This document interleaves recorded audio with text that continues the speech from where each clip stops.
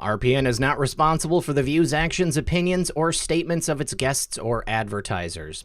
The information on this program is not to be construed as medical or legal advice, and an appearance on the show is not to be considered an endorsement. As always, we encourage you to do your own research. Enjoy the show.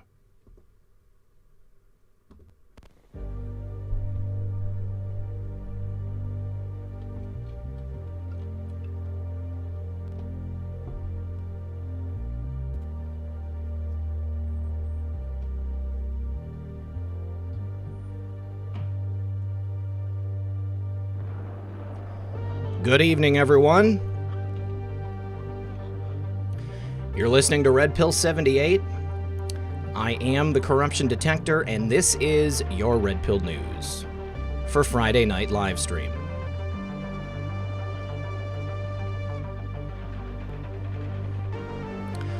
Hope everyone out there is having a lovely night. Do me a favor, please do not forget to like and share this broadcast. Help us break through the algorithm.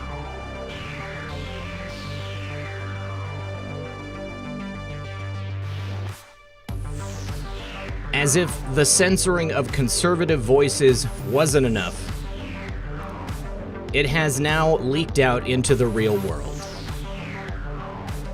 Right now, we look across the country and we see people looting and rioting, setting fires to businesses.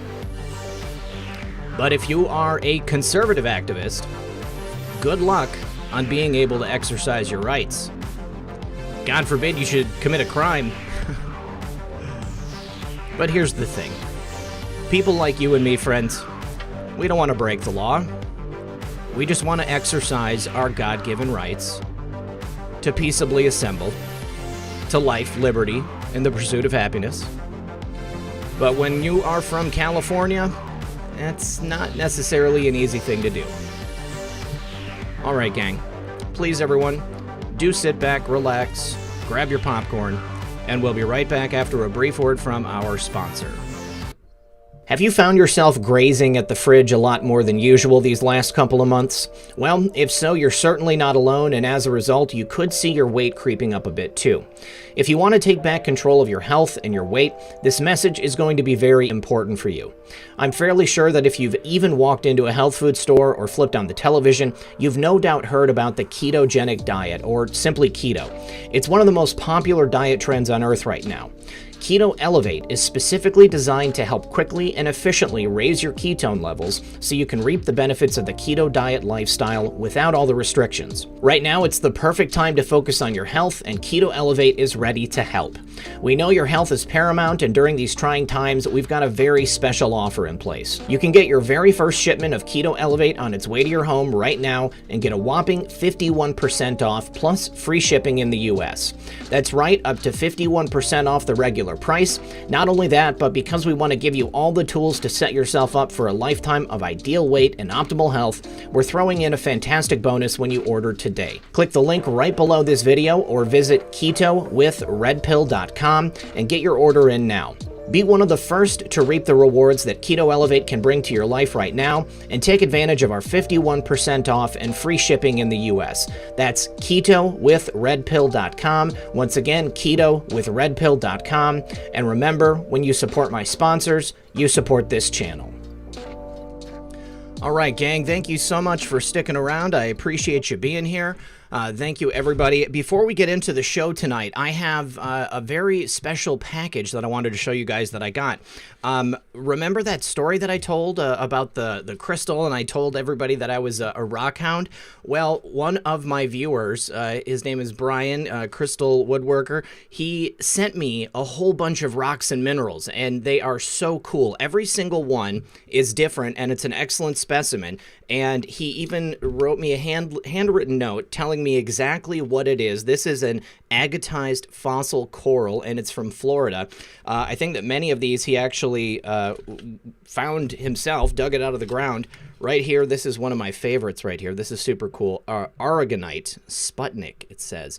But really cool stuff, and I just wanted to say thank you so much for sending me these rocks. There are so many more, but, you know, we don't have time to go through all of them. But I just wanted to say thank you very much. All right, guys. Without further ado, please join me in welcoming to the show my guest, Jenna Duckworth. Jenna, how are you this evening? Can you hear me? Yes, I can hear you. It's working. I'm good. How are you? I'm excellent. I'm excellent. Thank you for joining me. Now, just for people in the audience, I kind of wrote it up in the bio. You are a mother, a conservative activist in California, and what else would you like the audience to know about you? Nothing. No, it's going to be a quick interview. No, yeah, I'm an I'm an activist, and I mean, obviously, before that, I'm a mom, so I don't get to as many events as I would like to get to, just because I do have 4 kids and I homeschool, so it's a lot. But of course, their freedom is what is the most important to me. So I always find time to do events and go be an activist and try to spread the message of freedom whenever I can. That's great. What part of the state do you live in? I live in Northern California. I'm like an hour and a half north of Sacramento. All right. Now, I've heard this before. There's kind of a difference between Northern and Southern California. I mean, or I guess rather, there's a difference between the majority of California and then the major metropolitan areas. Is that safe to say? Yeah, I always tell people California is a conservative state, and they laugh at me. But the reality is, San Francisco, Sacramento, coastal cities, and obviously LA are what guide us, and they're so liberal that that's what guides our policies. But the reality is, when you move outside of those cities in the country, in the state, it's so conservative. It's a red state. It's just we don't show that way on the voting map. Yeah. Now, we talked about this a little bit before, but you're familiar with the new California State Initiative, aren't you? Yeah, I am. Yeah. Have you taken part in that very much? I mean, because I know that each county has its own delegates, and they're in the process of actually gearing up to break away and secede from California as it is right now. I've been to a few meetings. I'm in contact with the I don't know what Reed is in Butte County. I want to say he's a senator, Reed Johnson. I am in pretty constant contact with him. I can't make it to the meetings, and we haven't really had any because of the stuff that's been going on. But I would like to be more of a part of it. It's just my schedule and their schedule don't really jive all the time. But I'm definitely informed on what's going on. I support what they're doing, and I really hope that it becomes reality, because the state is just awful. Right. I kind of look at California and I see parallels between what we're going through on social media like Twitter and YouTube and the censorship, and then, California and the people of California and what they're being subjected to, because people will say, well, if you don't like the censorship, why don't you get off of Twitter? Why don't you get off of YouTube? Well, that's because this is my account and I built this account and I want to stay here. And I would imagine feeling like, California's your home. This is where you're from. This is what you want to do, and you want to make it a better place. I mean, is that safe to say? Yeah, it is. I love the weather in California. I moved out of state for 9 months, and I just couldn't take the wind. And I love the super hot heat. Like, it's 105 up here in the summer normally, and I love that. I love how beautiful it is here. My whole family's here. My friends are here, and I would not want to leave, but it's looking like we're going to have to at some point if things don't change, and it just doesn't seem like change is actually coming. So Right. Somebody in the chat was saying that your volume was a little low. I think we've got her as loud as we can go, so I'm going to just turn my volume down, and you guys let me know if that's any better for you. I think that unfortunately it's just because of the setup that we have going on. Well, maybe if you're talking closer to it, that'll definitely make it louder. Yeah, that's what I'm going to try. Okay. Well, here now let me just. It looks like you're peaking a little bit, so I'm just going to turn it down on my end, but definitely stay closer to the mic. Okay. So when we open up the show, I mentioned the disparity between conservative activism and liberal activism, and the way that police treat you guys. You were involved at a protest in Sacramento, at the capital of California. Was that at the actual Capitol building in Sacramento? Yeah, it was on the west steps of the Capitol in Sacramento. All right. And when did that take place? That was on May 1st. We've had 3 in the last 2 months we did, or 2.5 months we did. April 20th, May 1st, and May 23rd. But May 1st was the big controversial protest that we had that we got arrested at. All right. And this protest was in regards to the lockdown and the totalitarian rules and regulations that Gavin Newsom put into place. What was he trying to do? What were the rules that he was trying to impose on you guys as citizens of California? Well, I mean, nothing at the time was opened up. The barbershops, hair salons, nail salons, massage, what do you call them? I know they don't like to be called massage parlors, so I don't know. Yeah. Massage salons, I don't know what you call them. Those weren't opened up. Like the dentists weren't open. Eye doctors weren't open. Just so many non-essential businesses didn't even have a projected opening date at the time or had any idea of when they could possibly start, making money again. And so that's why we were there protesting, so people could get back to work and, put food on the table for their kids. So were you just there in solidarity, or are you a business owner yourself, or is it just that, concerned citizen of the state? Concerned citizen. I'm not a business owner. My husband works for the state, and at the time we weren't affected financially at all. And Sure. I felt lucky, but I also felt like, well, tomorrow it could be me. And for all these people who are like, oh, well, it hasn't affected me, I felt like, well, that's really naive of you, because tomorrow things could radically change and then you could be out on the street. You have no idea. And pretty soon after that, we found out we were getting a 10% pay cut as a state employee. So that, I'm glad I stood in solidarity and I stand up for what I believe in, because pretty soon after that, it was me. Right. Oh, well, okay. So take us through that day. You and your one of your daughters went to the protest? Yeah, so me and two of my kids went to the protest. They're both 15, and it was a family event. It was not, there's no means for us to like, there was no violence, there was no controversy, there was no opposition there. And the opposition that was there was actually standing in solidarity with us. We had some Antifa members come up to us and say, hey, like at these things we usually fight, but I have lost my job too. I don't have income and I want to be able to go back to work too. So we're here standing to open our state up. And that's a really big deal. So it was just, it was to open the state up, and we went down there and we were just hanging out with our friends. They kind of trickled in slowly because we got there really early, because I wanted to get parking right in front of the Capitol, which we did. Sure. And it was okay, so I got to set the scene first, because we were denied the permit, not me specifically, but the people who threw the event were denied the permit. But we said we no longer are going to ask our government if we can redress our grievances. Like, we're not going to ask permission to do that. We're just going to do that. And so we all showed up. It was advertised. There was at least 5,000 of us there. And we got there. There was no barricades. There was police, just sprinkled throughout the Capitol grounds as usual. Nothing major. So no red flags went up when we first got there. And we walked around for a couple hours. Everything was fine. And around 12:15, we were standing up close to the top of the steps. Well, we're actually standing at a bench, and we heard all this commotion. Well, we look up, and all of the CHP, in total 300, I would say easy, were there, came out, and they surrounded the entire building. But they were probably like 10 to 20 feet away from the building, but they were still very close to the building. And then the people who were close to them were like, you took an oath, and they kept chanting that. So I walked up there to see why things got so loud, and if something had happened, maybe there was violence, I don't know, I couldn't see anything. And I went up there, and there was no violence. They were just chanting at the cops because they had realized, like, why are you here making it look like we're here to cause violence? Like, we're here for a peaceful protest. Our kids are in the crowd with us. There's babies here. There was nothing alarming whatsoever about us. And so I stood there with my back to the police, and I just held my phone up, and I was just filming it. And next thing I know, out of the corner of my eye, I see the cops step forward, and it clicked. I was like, all right, I got it. I know what they're here for. And they took another step forward. And at that point is when the officer directly behind me put his knee in my back, but his hands were at his side. So anybody in front of me filming couldn't even see that I was being physically touched by this officer. Well, and he was trying to.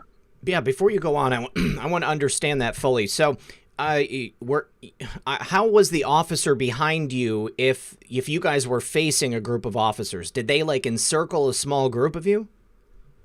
No. So just imagine this, like, you know, hundreds of people are facing a building. They're looking at the building. The officers come out and they're looking at the people. And then I had my back to the officers and I was facing the crowd. Okay. Just so I could get a view of how many were there, because it was amazing that so many people showed up for it. And that's what I wanted to capture. Mm-hmm.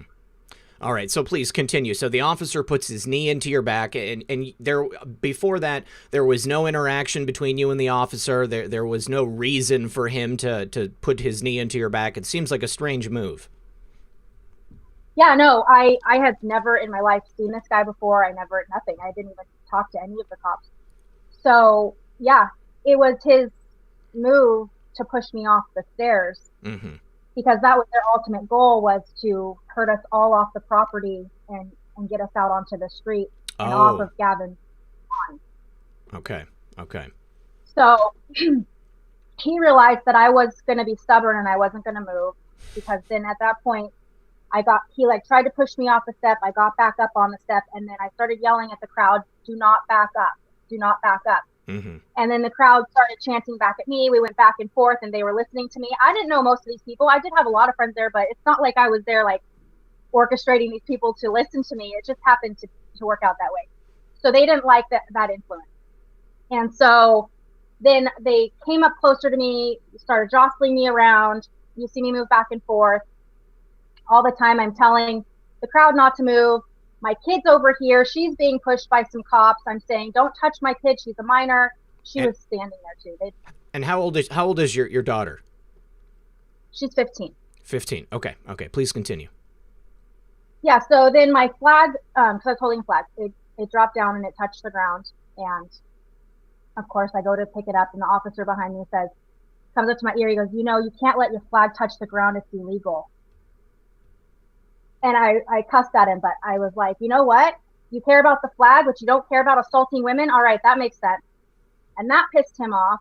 So they were still in this thing, and you can see, because I have friends like directly in front of me filming all of it, including my daughter. She had a regular camera, not like a phone or anything, and she was down behind me with her hands behind my back, filming like who's touching me, what's going on. It was crazy. And is this a good time to play the video? Go ahead. Okay. All right, you guys. So this is actual footage of the rally itself. When I pull this up, can you tell me where in the shot are you? I see someone with the green hat and the bullhorn. Can we see you in this shot yet? I can't see it. So okay. Well, let's go ahead and play it.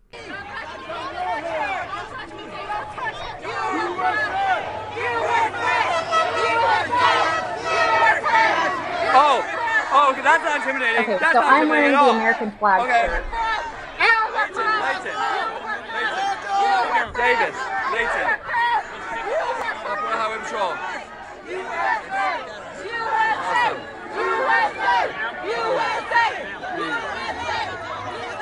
Ma'am, I gotta move you down another step, okay, ma'am? Just one step, it's alright. But why? I want you to keep doing what you're doing, but I gotta have you down. That's a lie!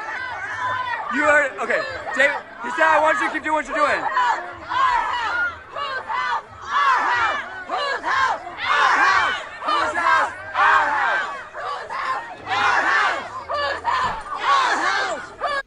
All right, so just from that 45 or 50-second segment that we saw, how did you guys know that it was their intention to get you out to the street? Was there some communication from the police or anything like that? No? No, I think it was just instinct, whereas when I saw them step forward in unison, it was like, all right, something's going on here. Right. Why did they all, hundreds of them, take a step forward at the same time? Mm-hmm, mm-hmm. So, I mean... it's interesting that Gavin Newsom wouldn't want you that close. Somebody says they've never seen this before. You know, I mean, I heard about this, this rally or this protest initially when it happened, but I never heard any follow-up on it. You know, I mean, other than the mainstream media saying that there are violent right-wing extremists who are violently protesting and, they're angry with the government, but, they never get into the fact that people are losing their businesses, they're losing their income. become, I think there was a major psychological effect on people across the country as well, having to stay indoors, not being able to interact with people. And now when you go out, you have to cover your face. All you can see is somebody's eyes. It's a little creepy, but so when you are being pushed off by the police officer, what happened next?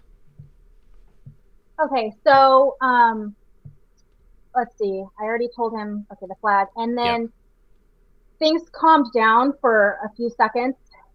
And a guy came up, communicated with the guys directly behind me. They kind of parted ways. You'll see it in the video. And then he reached his hand through, grabbed me by the hook on my backpack and just yanked me backwards.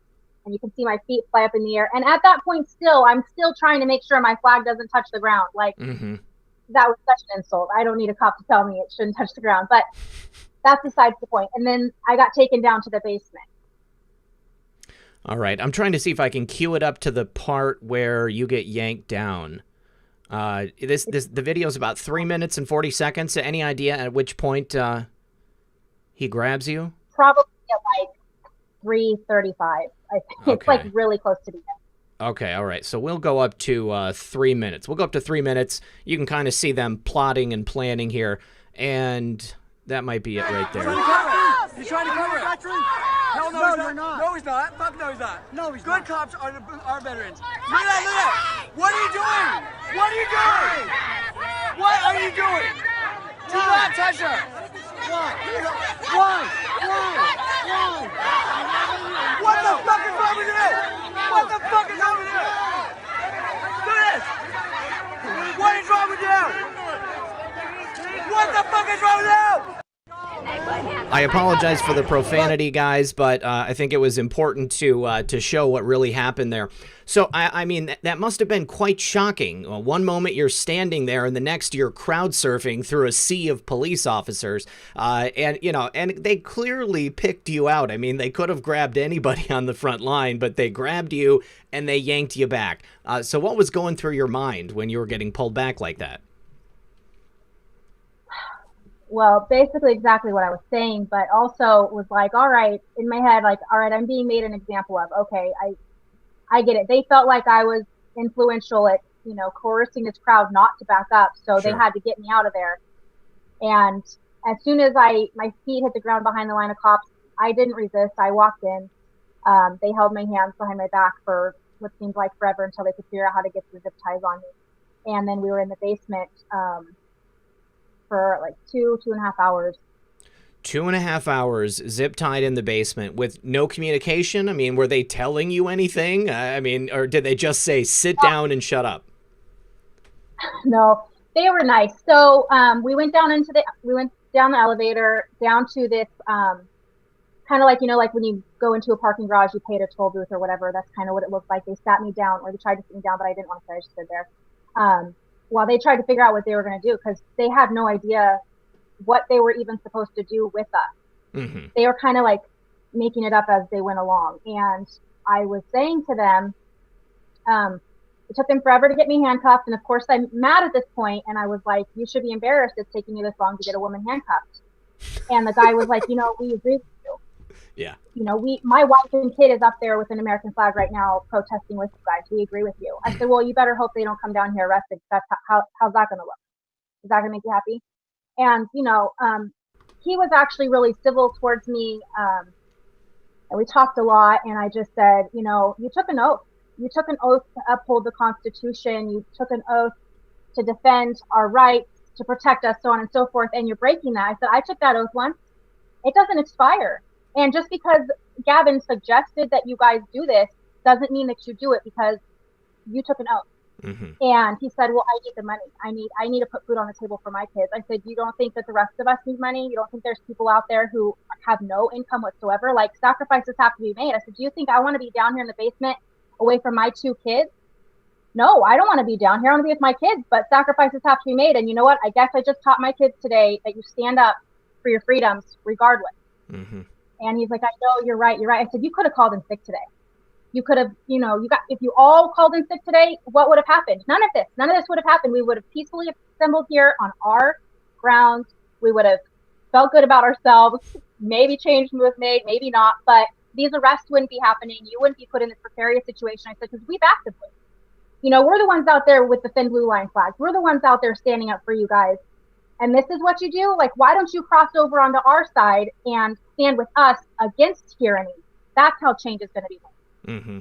Now, you know, we've got a couple of comments in the audience. Somebody said that it was way rowdier than people at you know, that Trump supporters should be. It was too rowdy. Now, was the mood any different before the police came out and started, you know, hurting you? Please describe that.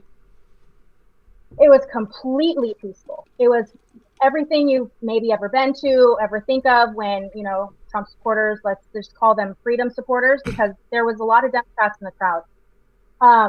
It was completely peaceful. There was none of that. What you saw was dramatic. What you saw does look like maybe I instigated it, but the 10 minutes of boring me standing there filming beforehand got cut off because nobody wants to watch that.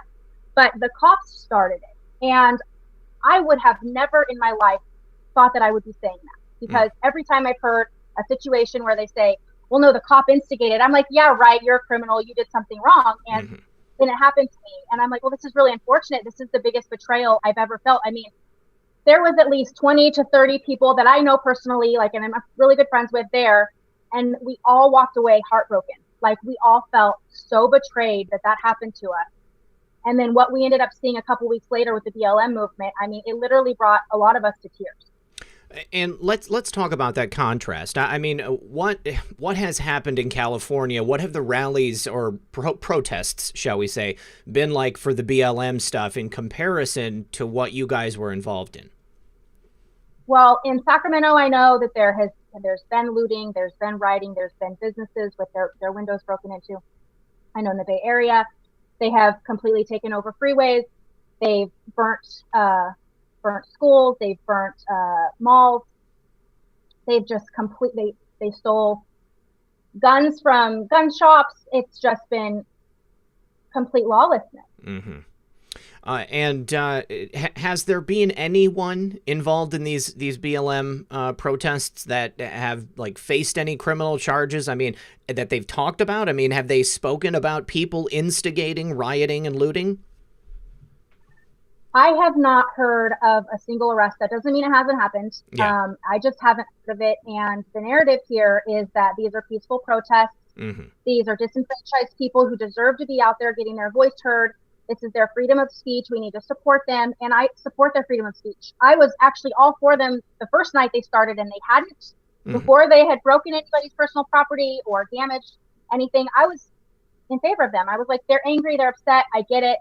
Good for them. At least they rally together and they get their voices out there, because I feel like conservatives sit back and just don't do a lot of times. So I was proud of them for that until they started damaging things and taking people's livelihoods away that were just already hanging by a thread. Right. And the contrast with the cops, from what I've seen from videos, was in Sacramento, at the Capitol, the West Steps, same steps.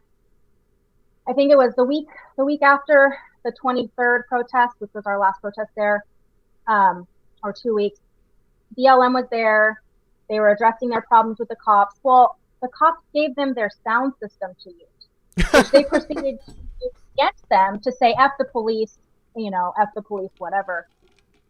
We didn't get their sound system. Our sound system had to be brought in from outside, and it was outside on the road on a trailer, like, and people's megaphones. We didn't get a sound system. The cops surely didn't hand us theirs.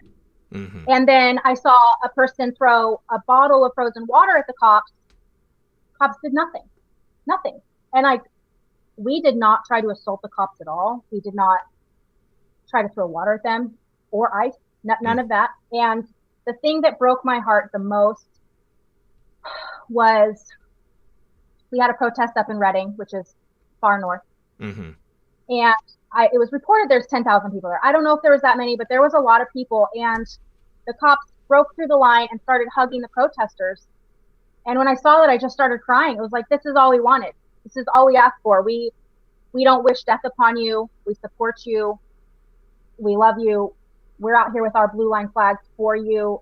And you arrested us, but you're over here hugging these protesters who want you defunded, who are taking over your precincts, who are cussing you out to your face, and all of these things. And it's like, what?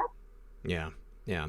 You know, and what also is shocking to me, I mean, you committed no crime by being in that crowd. I mean, your crime was asking people or, you know, telling people not to back up so that you guys could hold your ground. You know, whereas, you know, people throwing Molotov cocktails into businesses, I've heard maybe, you know, 2, 3 stories, you know, throughout the entire country. And it is federal cases that are being brought against these people, you know, or maybe sometimes local. But the vast majority of these people have just been arrested. It's like catch and release. It's back to the Obama years. You know, they just arrest them and then they let them back out. And even if they don't want, the local PD doesn't want to let them go, there's a $35 million, you know, GoFundMe that was set up for these guys. So, I mean, they could virtually commit any crime in the world and they're going to go ahead and get bailed out. So 31 of you were arrested on that day. What, and were you and you know what? I also want to address this. Somebody said, it's 2020, don't bring your kid to a protest. Your daughter is 15 years old, right? Okay. And what are your feelings about that? How would you, you know, respond to that if somebody tells you that, you know, based upon what we've seen in the news, keeping in mind that what we're seeing now didn't exist when you went to this protest? What would you say to somebody who says that to you? Well, I mean, I wouldn't be, well, yeah, it wasn't like a violent protest. That's just kind of a ridiculous statement in my mind. First of all, she's 15. There's Right. 15-year-olds who get emancipated and go out and get a job and take care of themselves without parents. She's strong and she loves this country, and how better to teach your child about standing up for their freedoms than taking them there. Our protests and our rallies have never been violent like this. Not a one. And what was that? I said not a one. Had this been after what I've been seeing now, I wouldn't have gone. Mm-hmm. If it was a rally or a protest where these people are even going to be there or suspected to be there, after I've seen what they've done, not on mainstream media, but through, you know, social media and stuff, through my friends' lives and everything, I wouldn't have gone. I wouldn't take a child to that. Mm-hmm. There was babies at this event because this was literally a family event. Right. And the Capitol grounds were open to us when we got there. There was not a single sign that they were going to try to push us off the property. But when BLM showed up a few weeks later, you know, they were welcome with open arms. They weren't pushed off the property. Yeah, just the cops are ceding ground to them. So what was it that you and your daughter were charged with?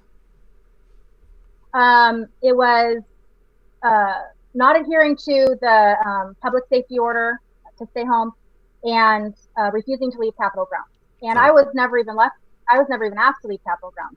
Never. They got out there on their speaker after I was even arrested. And then they started saying it probably, I don't know, 10, 15 minutes after I'd been arrested, they started addressing the entire crowd that way. But I was never asked to leave. All right. And how long were you and your daughter in custody for? Was it just those 2 hours when you were in the basement, or did they take you to, like, the local jail? It was just those 2 hours in the basement. We were let off with our, you know, citations, and we have to appear in court. But then we got a letter in the mail saying we needed to go down to the jail and get our mugshots taken and our fingerprints taken and stuff. And I guess they're not doing that because of COVID. So that's not happening. And have you retained counsel? Do you have a lawyer for you guys? Yeah. Yeah. Yeah. And I assume, you know, I mean, lawyers aren't cheap. I mean, you know, it doesn't matter how long the case goes for. I mean, you're going to have to be paying for quite a few hours, I would imagine. So what are the possible ramifications of this? I mean, you have some fines that you might have to pay. You could potentially do jail time. I have no idea what they're wanting to do with us. You know, in California, rape is a nonviolent crime. And if you rape somebody with a date rape drug, you don't even get booked because it's a nonviolent crime. So I can't even imagine that I would spend any time in jail for this. But I mean, Gavin Newsom has done some crazy things, so there's no telling. But honestly, I think that it'll be dropped. I'm not sure, but we might have to pay a fine. I have no idea. All right. Well, I mean, obviously, we hope that nothing too drastic happens to you. I would hope that, given the given the current circumstances, with everything that we've seen since that rally that you attended, and the way that people have been treated who have attended these rallies and maybe committed some, actual violent crimes, I would hope that nothing's going to happen to you. But when is your actual court date? June 30th. June 30th? Okay, so you're not going to have to wait too much longer. All right, that's good. That's good. No, and I want to say one more thing to the person who says, why would you bring your child to a protest? There was elderly people in the crowd. The police assaulted them. The police pushed them on the ground. I was in the basement with at least two people over 60. One of them I know for a fact was pushed to the ground. So it doesn't matter if you're 15 or if you're 75. The police did not care. In fact, they mistreated my disabled friend, made him walk down the stairs when he's not even supposed to walk under doctor's orders to his wheelchair that then had to be brought to him. Like, none of this was okay. What has the reaction been like in the community? I mean, are people sympathetic to you? I mean, do you have the support of the people around you? Well, I'm not really out in the community. Okay. My close network of friends, almost all of them were there. So they supported 100%. They know the real story. They know who I am, what I stand for, what actually happened, because they saw so much injustice happen that day. Mm-hmm. As far as my community here that wasn't there, yeah, they support me. I mean, they know I'm a hothead, but they support me because they've seen hours and hours of footage too, where it shows that I was standing there. How was this rally portrayed in the mainstream media? How did they characterize you guys at the time that it happened? Okay, so if you go look at the LA Times article, I forget the lady's name. I mean, she makes it sound like we were just crazy, selfish, non-mask wearing. Because you weren't social weirdos. Distancing. Yeah. Yeah, but that's actually just like a personal attack against me, because when I got there, she came over and tried to interview my son, and he had on an American flag blazer, and so he kind of stuck out, and I think that's kind of what drew her to him. Mm-hmm. And she's like, hey, can I get a few words from you? And I was like, who are you with? And she was like, the LA Times. I was like, we don't talk to fake news. And I pulled my son away. Oh, that's awesome. And she's like, okay. And then after I'd met up with two of my friends, we were walking up the side path to the West Step, and she's standing there filming. And I go, oh, hey, there's the fake news again. She's filming. And my one friend's like, oh, who is it? I was like, LA Times. She's like, oh, they don't like me.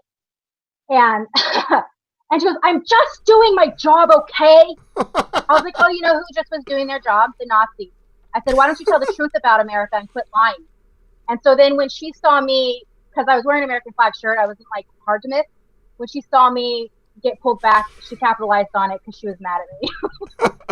All right. What was the date again? It was May 1st rally in Sacramento. I'm going to see if I can pull up the coverage on it. Let's see. Capitol coronavirus protesters push.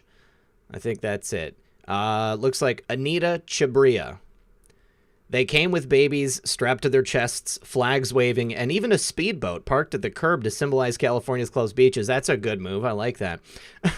So, with nary a mask in sight, look at her shaming you for mask shaming you as soon as the article opens up. You know, what really disgusts me about this whole thing is that they're immediately shaming you for not social distancing, not wearing a mask. But then as soon as everybody comes out into the streets for, a different reason, they're like, these proud Americans standing up for their rights to peaceably assemble with a Molotov cocktail in their hand. It is absolutely ridiculous. I can't believe it. So, needless to say, is the state open now? Is there no need to do these rallies anymore? Wow. The state is semi-open. There's just so many guidelines placed on these businesses and on these people on how they have to operate their company if they want to be able to be open. Mm-hmm. And unfortunately, a lot of people are adhering to them. I just think that if they would just not adhere to them, in the masses, nobody could enforce any of this, but they're not doing it. And then yesterday, Newsom decided that he wants to mandate masks across the state because he initially was leaving it up to the counties to govern themselves. And he decided we're too dumb for that. We can't govern ourselves. So he needed to make a statewide mandate for masks. And so there's, I think, more rallies in the works now because of that. Of course, it's not a law. People want to say it's a law. You have to. You're going to be arrested. I'm like, been there, done that. Arrest me. I'll be your test subject. I'll go out there. Like, I'm not wearing a mask. It's not going to happen.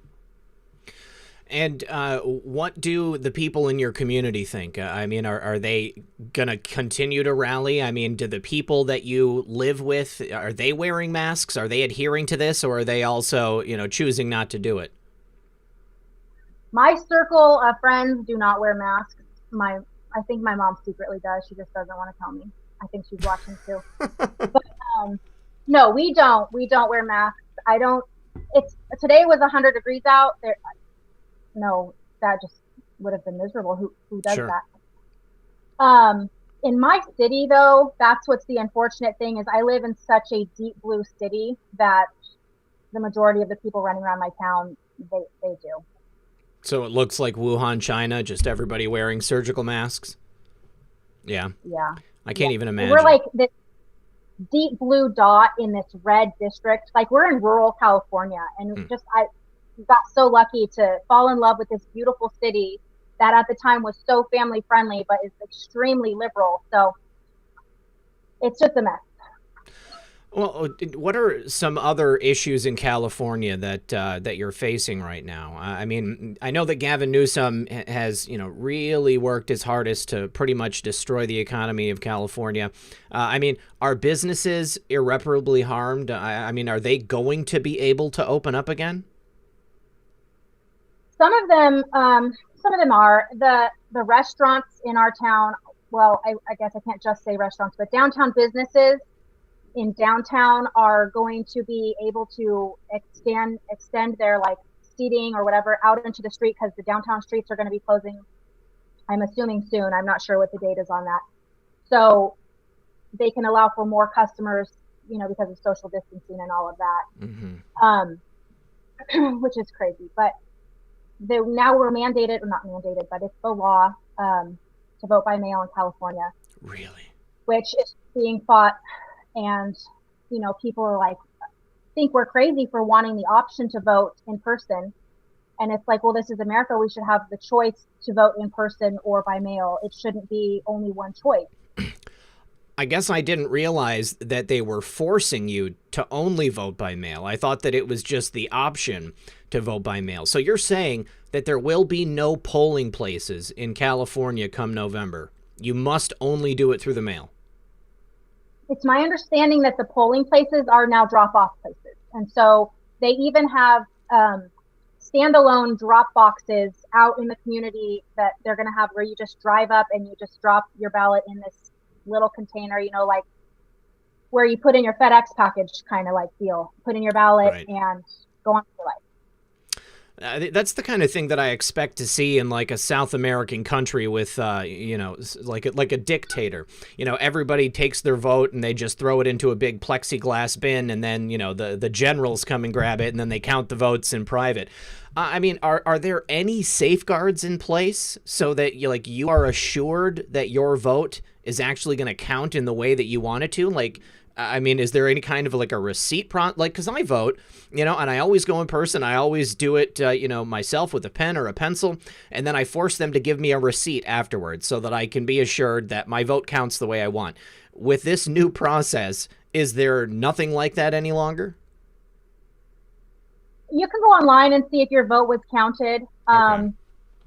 But yeah, I don't think you get a physical. I mean, in your packet that you get in the mail for your mail-in ballot, you get a sticker that says I voted. You can put that on you. I don't think there's any other way except going online and seeing. So. Wow. So besides that, what do you see for California? I mean, is there anything coming down the pipeline that's positive? I mean, with regard to your activism, is there anything that people are planning or that they're working against besides just reopening the state? At this point in time, I think that our main focus is just getting the foot off our neck. Oh God, that was an awful analogy. It's apt though. terrible. Please forgive me. I don't mean that funny at all. But I feel like we're suffocating. Like we, like they just keep putting more and more and more and more on us. And like when I leave this state, I literally feel like I can breathe again. Like I feel just this whole different energy, and it's amazing. Like I just feel so stifled here in California, and I don't want to feel that way because it is so beautiful. But the laws just make you feel weighted down. Yeah. So what I thought was, I don't know if there's. What I thought was interesting was that you mentioned earlier when you were talking about the composition of the crowd that there were both people on the left and the right, and some people that even clearly looked like they were members of Antifa. Because you go to one of these modern day rallies after the events of, the end of May. And I would say that the vast majority of people that look like us, unless we're, on the ground licking boots, were not welcome in the same way that you made sure that everybody was welcome. I mean, did you have any conversations with people on the left while you were there for this rally? Yeah, there was a guy riding his bike around, and it said, "I am a Democrat." He had a cardboard like sign on both sides of his body, riding his bike around the Capitol grounds. And I'm like, "Thanks for coming." He's like, "Yeah, we need to open the state up." And I'm like, "Yeah." Like they were, the ones that showed up on the left knew that it was going to be mostly conservatives, and they accepted that. Like they weren't there to cause problems. They were literally there to stand in solidarity.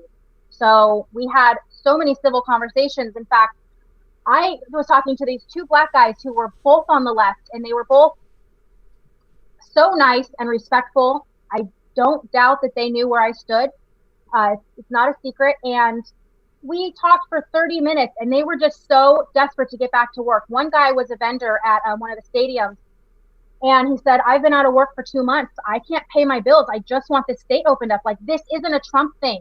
This is not about Trump. This is about our freedom. This is about opening our state, and we need to stand in solidarity for this, or it's not going to happen." And I was like, "Yeah," like I hugged the guy. Like that's what we're here for. Mm-hmm.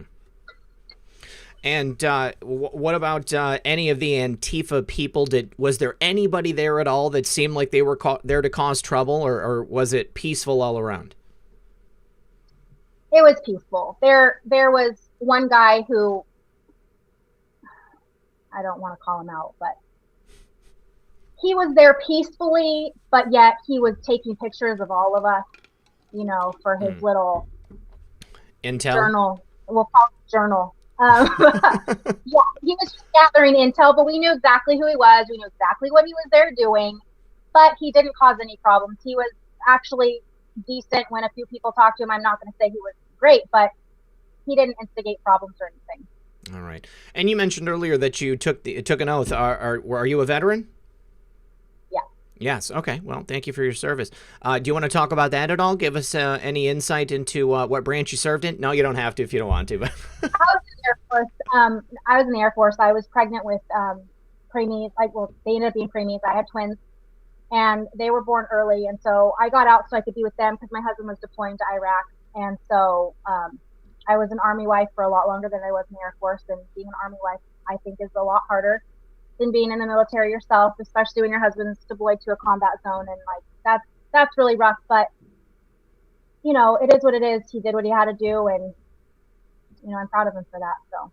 Well, thank you both for your service. I appreciate it. And I personally think that it's important to include your children in activism of this nature. I mean, you want your children to grow up, to have the correct values, to understand the importance of taking this type of action, of being involved in these things, and standing up for your freedoms. So, by having your children there, allowing them to participate in this, to be, part of the process, I think that you're setting them up for an excellent time as an adult, because they're going to value their freedom to an even greater degree, I think, than anybody who, didn't have to go through something like this. I mean, as traumatic as it might be to see your mother hauled through a sea of police officers, I think that that's going to make them value their freedom even more, and especially your daughter also having been arrested.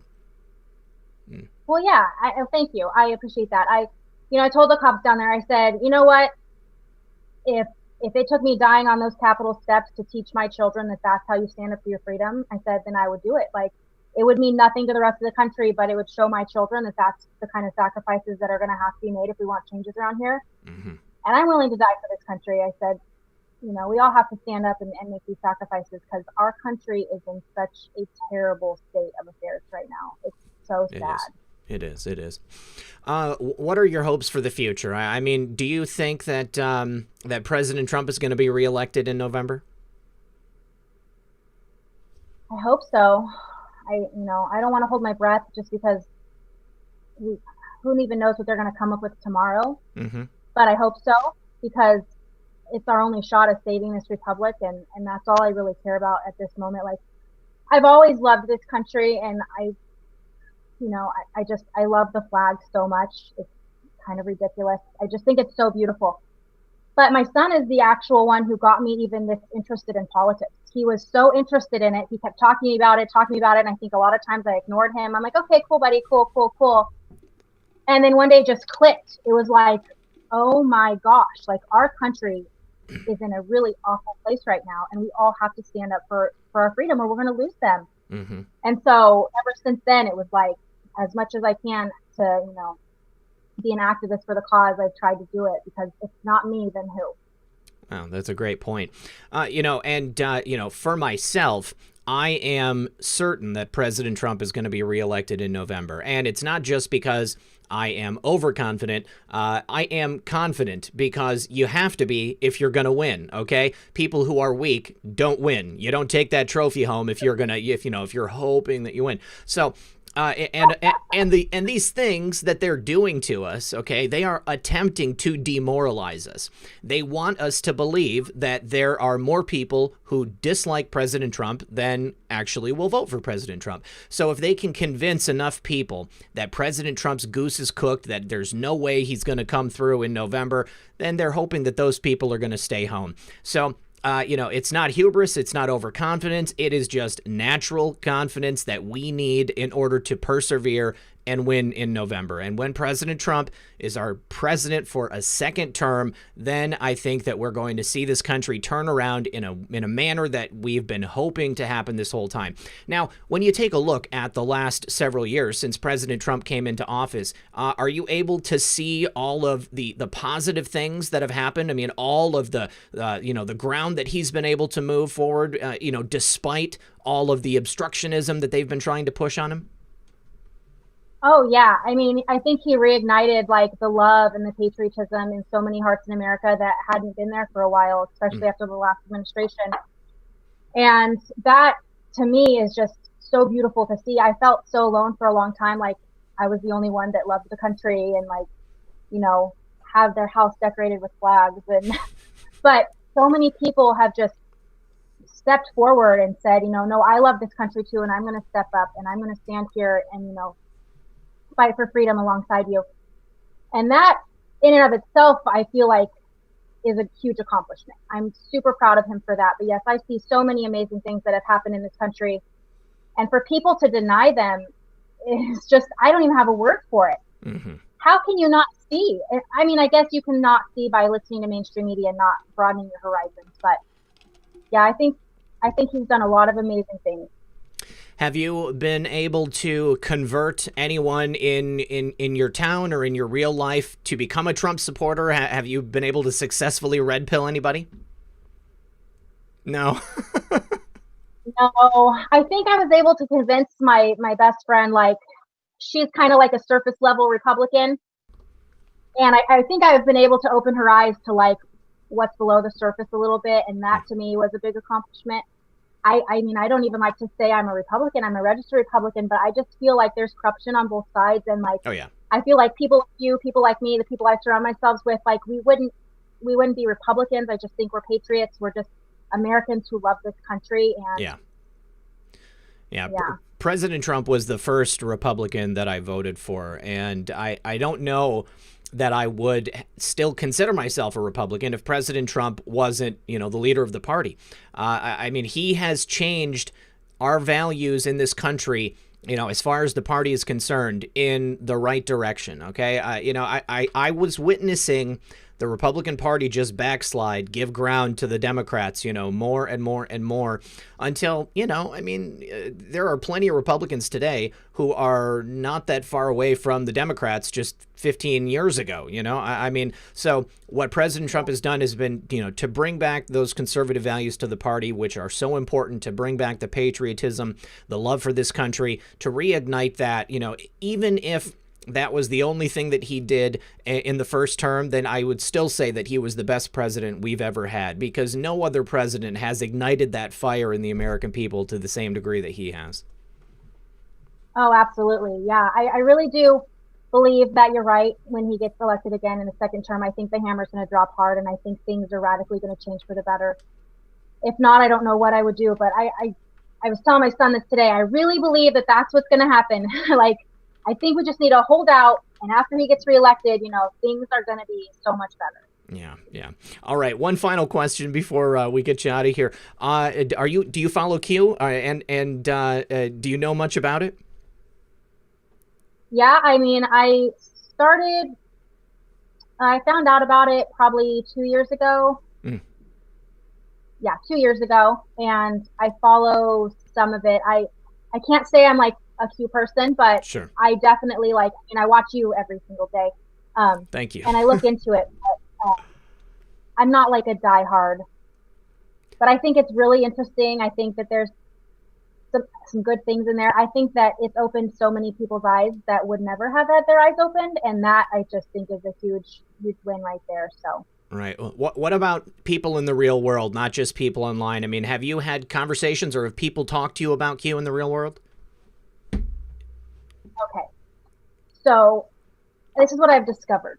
There's Q people who are legit and awesome like you, and then there's Q people who are really stuck up.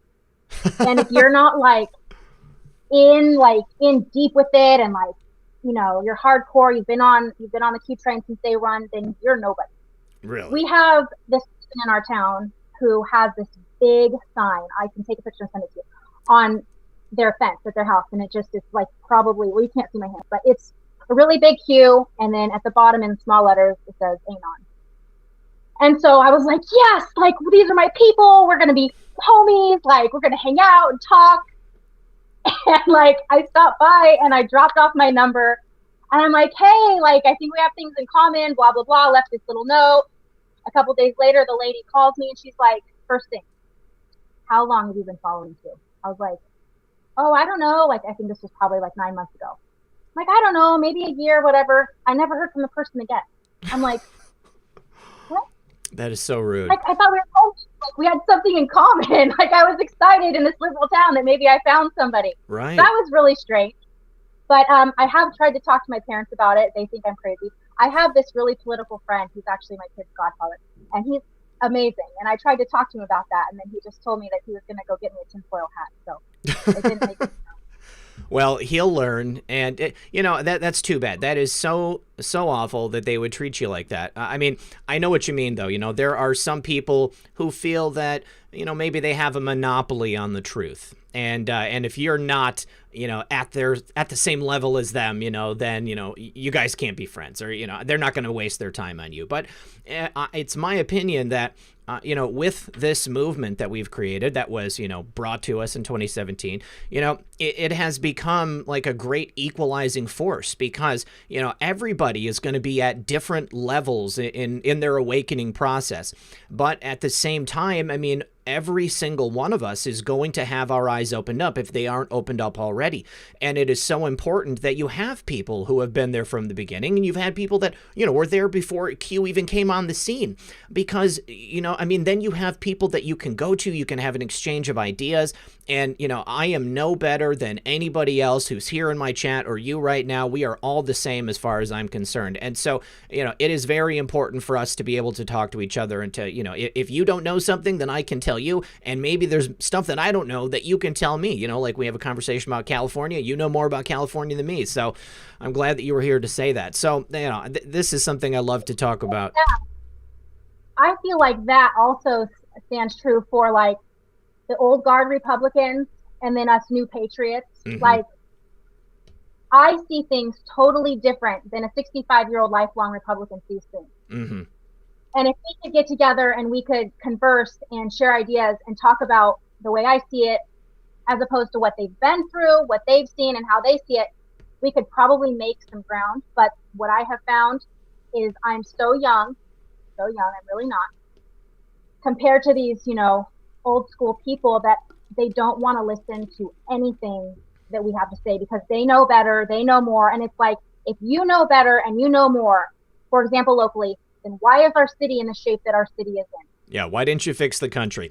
Yeah, what I tend to see, what I believe that is going on there is that those people see that the party is changing in a way that maybe makes them uncomfortable. Because if there is a new guard that comes in, a new breed of conservative American that comes in, and, we now control the Republican Party, they're essentially losing power. I mean, like, they have to take a step back and maybe they have to adjust themselves a little bit. And that can be uncomfortable for some people. Like, the never Trumpers, they were like, Trump is not a Republican. He does not represent never Trump. But I mean, all it was is that they couldn't deal with the idea of losing power. President Trump was an existential threat to them in the same way that he was an existential threat to the Democrats and the liberals. Yeah, for sure. Yeah. All right, Jenna, is there anything else that you want to tell the audience? Anything else that you want people to know?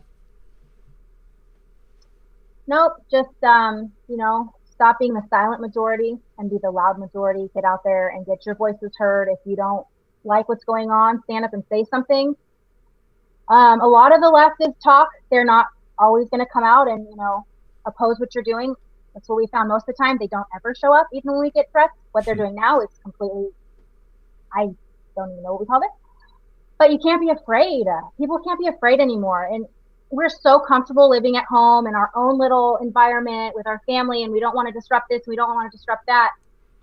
Next thing you know, they're going to be knocking on your door wanting to take your guns. Like, just get up and stand up and quit being afraid. Good stuff. Good stuff. All right. Well, do you want to hang out in the second half of the program and take some calls with me? Maybe people will have questions about California. It's up to you. You don't have to if you don't want to. Okay. All right. Sweet.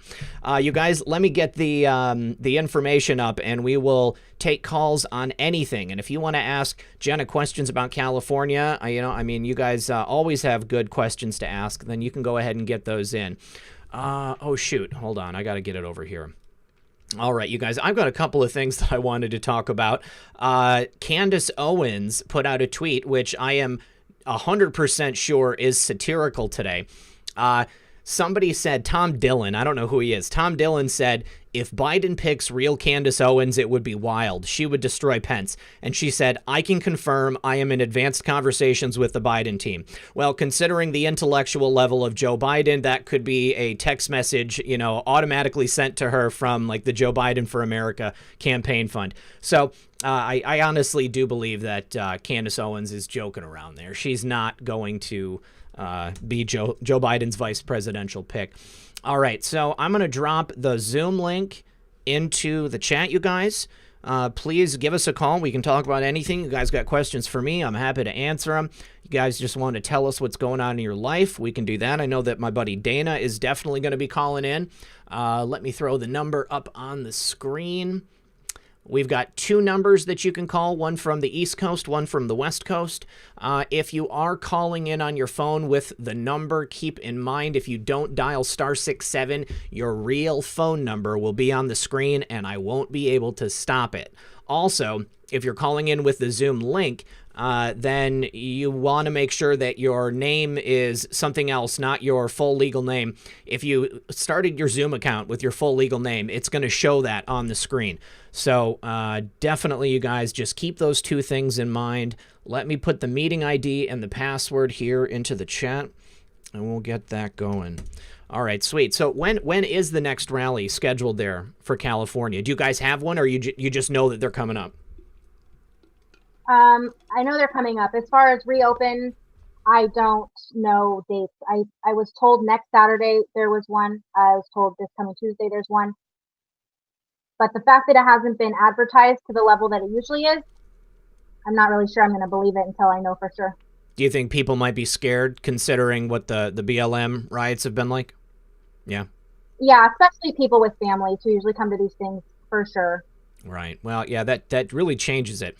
All right. Oh, Navy vet. My buddy Navy vet is on the line. He's going to be our first caller. You guys, Marcia says arrests are coming. You bet they are certainly coming. Just keep in mind, guys, it's going to happen on President Trump and Q's timeline. You know, as much as we want it to happen right now, unfortunately, we're going to have to wait and see how long it's going to take. You know, because they're going to do it perfectly on schedule. What's up, Navy vet? How you been, brother? What's up, RP? How are you, brother? I'm excellent, man. I'm excellent. So what's going on in your life? I'm just excited, man. I mean, Trump is like on fire, dude. Yeah. Did you see his tweet about the swamp creatures about to be exposed? I did not see that. Let me get him pulled up. Hold on. Yeah, dude.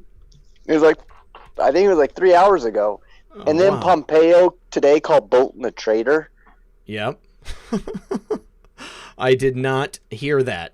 Hang on, dude. Let me this see. is like setting up the grand finale. So you start with a Republican calling him a traitor. Mm-hmm. So now it sets up for the rest of the traitors. It makes so much sense when he calls Nancy Pelosi and Chuck Schumer a traitor. I get what you're saying. Right? Yeah. Dude, yeah. It's beautiful. I'm excited, man. You know, here's the thing. I was thinking about this earlier today, Navy vet. So Bolton's book, you know, I mean, that story I did the other day, apparently he's got, you know, he exposes sources and methods. It would cause, you know, irreparable harm to the U.S.'s ability to gather intelligence. They would not know what's going on all over the whole world. He's got over 200,000 copies of that book already in transit, already in the hands of like Amazon and Barnes & Noble, not to mention all of the reviewers. What if treason. What if Bolton is the first arrest? Okay, because they would have her around the world, possibly. Yeah, they would have ample reason to arrest him and take him down because he's already committed treason. He's already exposed us, and you know now. And here's the other thing: I bet you that even if Bolton's book does get out and you know things are revealed, I would hazard a guess and say that there are probably sources and methods that even Bolton doesn't know about. That you know, no matter what he exposes, we're probably going to be able to get around it. But dude, what? Yeah. I've been kind of wrestling with this notion. Tom Hanks has not tweeted since February. That's right. Remember but he does how have his... Q said big fish, then bigger fish? Yes. Could, I don't know, dude, but could Hanks be the first arrest? Man, that would certainly be an eye-opener. I mean, Jenna, what do you think? Do you have any, predictions on who you think might be the first to be arrested? My mic, I think we're back. Yeah, you're good. Okay, all right. So, yeah, I mean, has anybody ever talked to you about Tom Hanks? Anybody ever said anything about Tom Hanks's creepy photos or, you know, they've heard weird things? Because there was another YouTuber who was going to interview somebody who was working on a Tom Hanks movie when he was filming that Mr. Rogers movie. And that guy mysteriously fell off a balcony, and there you go. He's gone, so he can't do the interview. But, you know, a lot of people have bad feelings about Tom Hanks. What do you think? Oh, man, I don't know. That's scary. No, I have no idea. I haven't dug that deep into this stuff. I couldn't say who I think is the first one to be arrested, but that would be awfully interesting if he was, because so many people worship these celebrities. Yeah. And it's just disgusting. Yeah. Yeah. Well, false idol. What if you had just like a fantasy draft pick? Who would you most enjoy seeing arrested first? Thinking about all the swamp creatures. Yeah, you, Jenna. Yeah. Of course, Hillary. Yes. I would too. I would absolutely love to see that. That would be great. I think she's already been arrested, bro. Yeah. You know, I mean, I keep hearing people say that, but we just saw an interview the other day. I suppose we didn't see her from the waist down, so she definitely could have. This is all, I mean, Zach, you've read or you've looked into Barron's travels, right? The book? Yeah. Yes, I have, yes. We are like, this is like, nutso on like 1,000 levels of what we are witnessing. Yeah. And then Junior's last magazine talking about his return in 2020. That's right. I mean, yeah. Frick. Yeah. So I don't know, dude. I'm excited. I'm actually going on vacation tomorrow for a week. So good I don't for you. know. Yeah, I don't know if we'll have cell coverage. I'm hoping that we will, so I can catch the rally tomorrow night. But anyways, dude, I wanted to call in. I never really got to talk to you because I've only called in once. Sure. But I'm always in your super chat, and I'm a Thanks, huge brother. fan. And you're doing really, really nice work, and I appreciate all you do. Well, thanks, brother. I appreciate you calling in. And thank you for bringing up the rally. I forgot to mention this. President Trump makes a return, has his first rally in, many months. So the show is going to start late tomorrow night. I'm not going to be competing with the president because I know all of you guys are going to be tuned into the rally. I know I will. So we're going to be going on after President Trump's rally tomorrow night. All right. Well, Navy vet, love you, brother. Thanks for calling in, man. I appreciate it. Love you too, brother. God bless. Be safe on your vacation. God bless as well. All right, like. Peace. All right. Muffin is barking. I don't know what she's got going on. Okay, let's go. Hey, here he is. Aaron, my buddy Aaron. Hot Games and Puzzles from Truth Quest is going to be here. Yeah, Navy vet, thanks, buddy. I appreciate the quality call. Always a good time. Aaron, what's up, brother? Hey, Red Pill. I mean, Zach. Cat's out of the bag. He's been outed. Great show and great guest. Thank you, Jenna.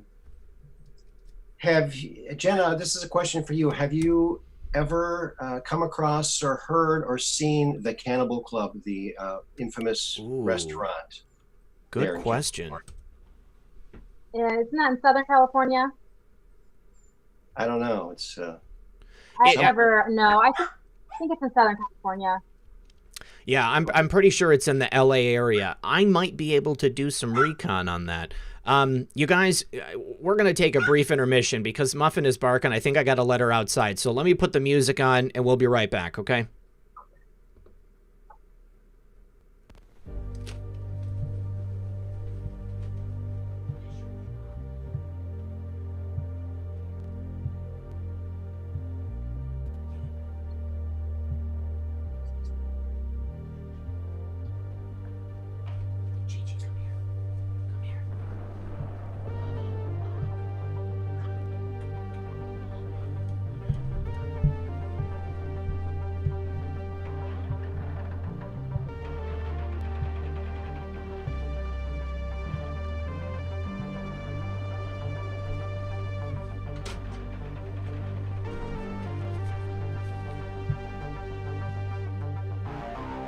All right, and we're back. Muffin was barking because she was up on the bed and Chi-Chi was down on the floor. And so I had to pick him up and put him up in the bed. All right. So, yeah, Aaron, I might be in a position to do some recon later in the summer. Yes, my mom said, your mic is hot. I know it was. I forgot to mute. But I'm going to try to see if maybe I can get some actual pictures or footage. I mean, I'll definitely check out the spot if my plans go the way that I think they will. Don't get too close. I think they may be looking for, who knows? I know I'm sweet, so, hopefully everything will be okay. Yeah, I'm just doing my best, guys, not to hit the mute button. So I got, I forgot to do it when I stepped away. But Aaron, what's going on in your life, buddy? Oh, what's going on in my life? Well, I'm here in Wisconsin, and some places are opening up. Mm-hmm. I go to a restaurant, and it's a pizza place, and no one's wearing masks. That's great. Good. Some people are, but I'm enthralled with everything. I'm making memes, doing all kinds of fun stuff, just trying to be a digital soldier the best way I can.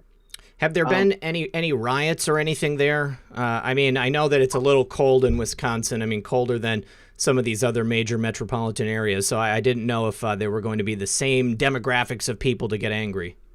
Well, there was a demonstration here, although it was a Black Lives Matter one when the Floyd thing happened, but I don't think there was any altercations, although I think someone did break into my garage and they took what happened?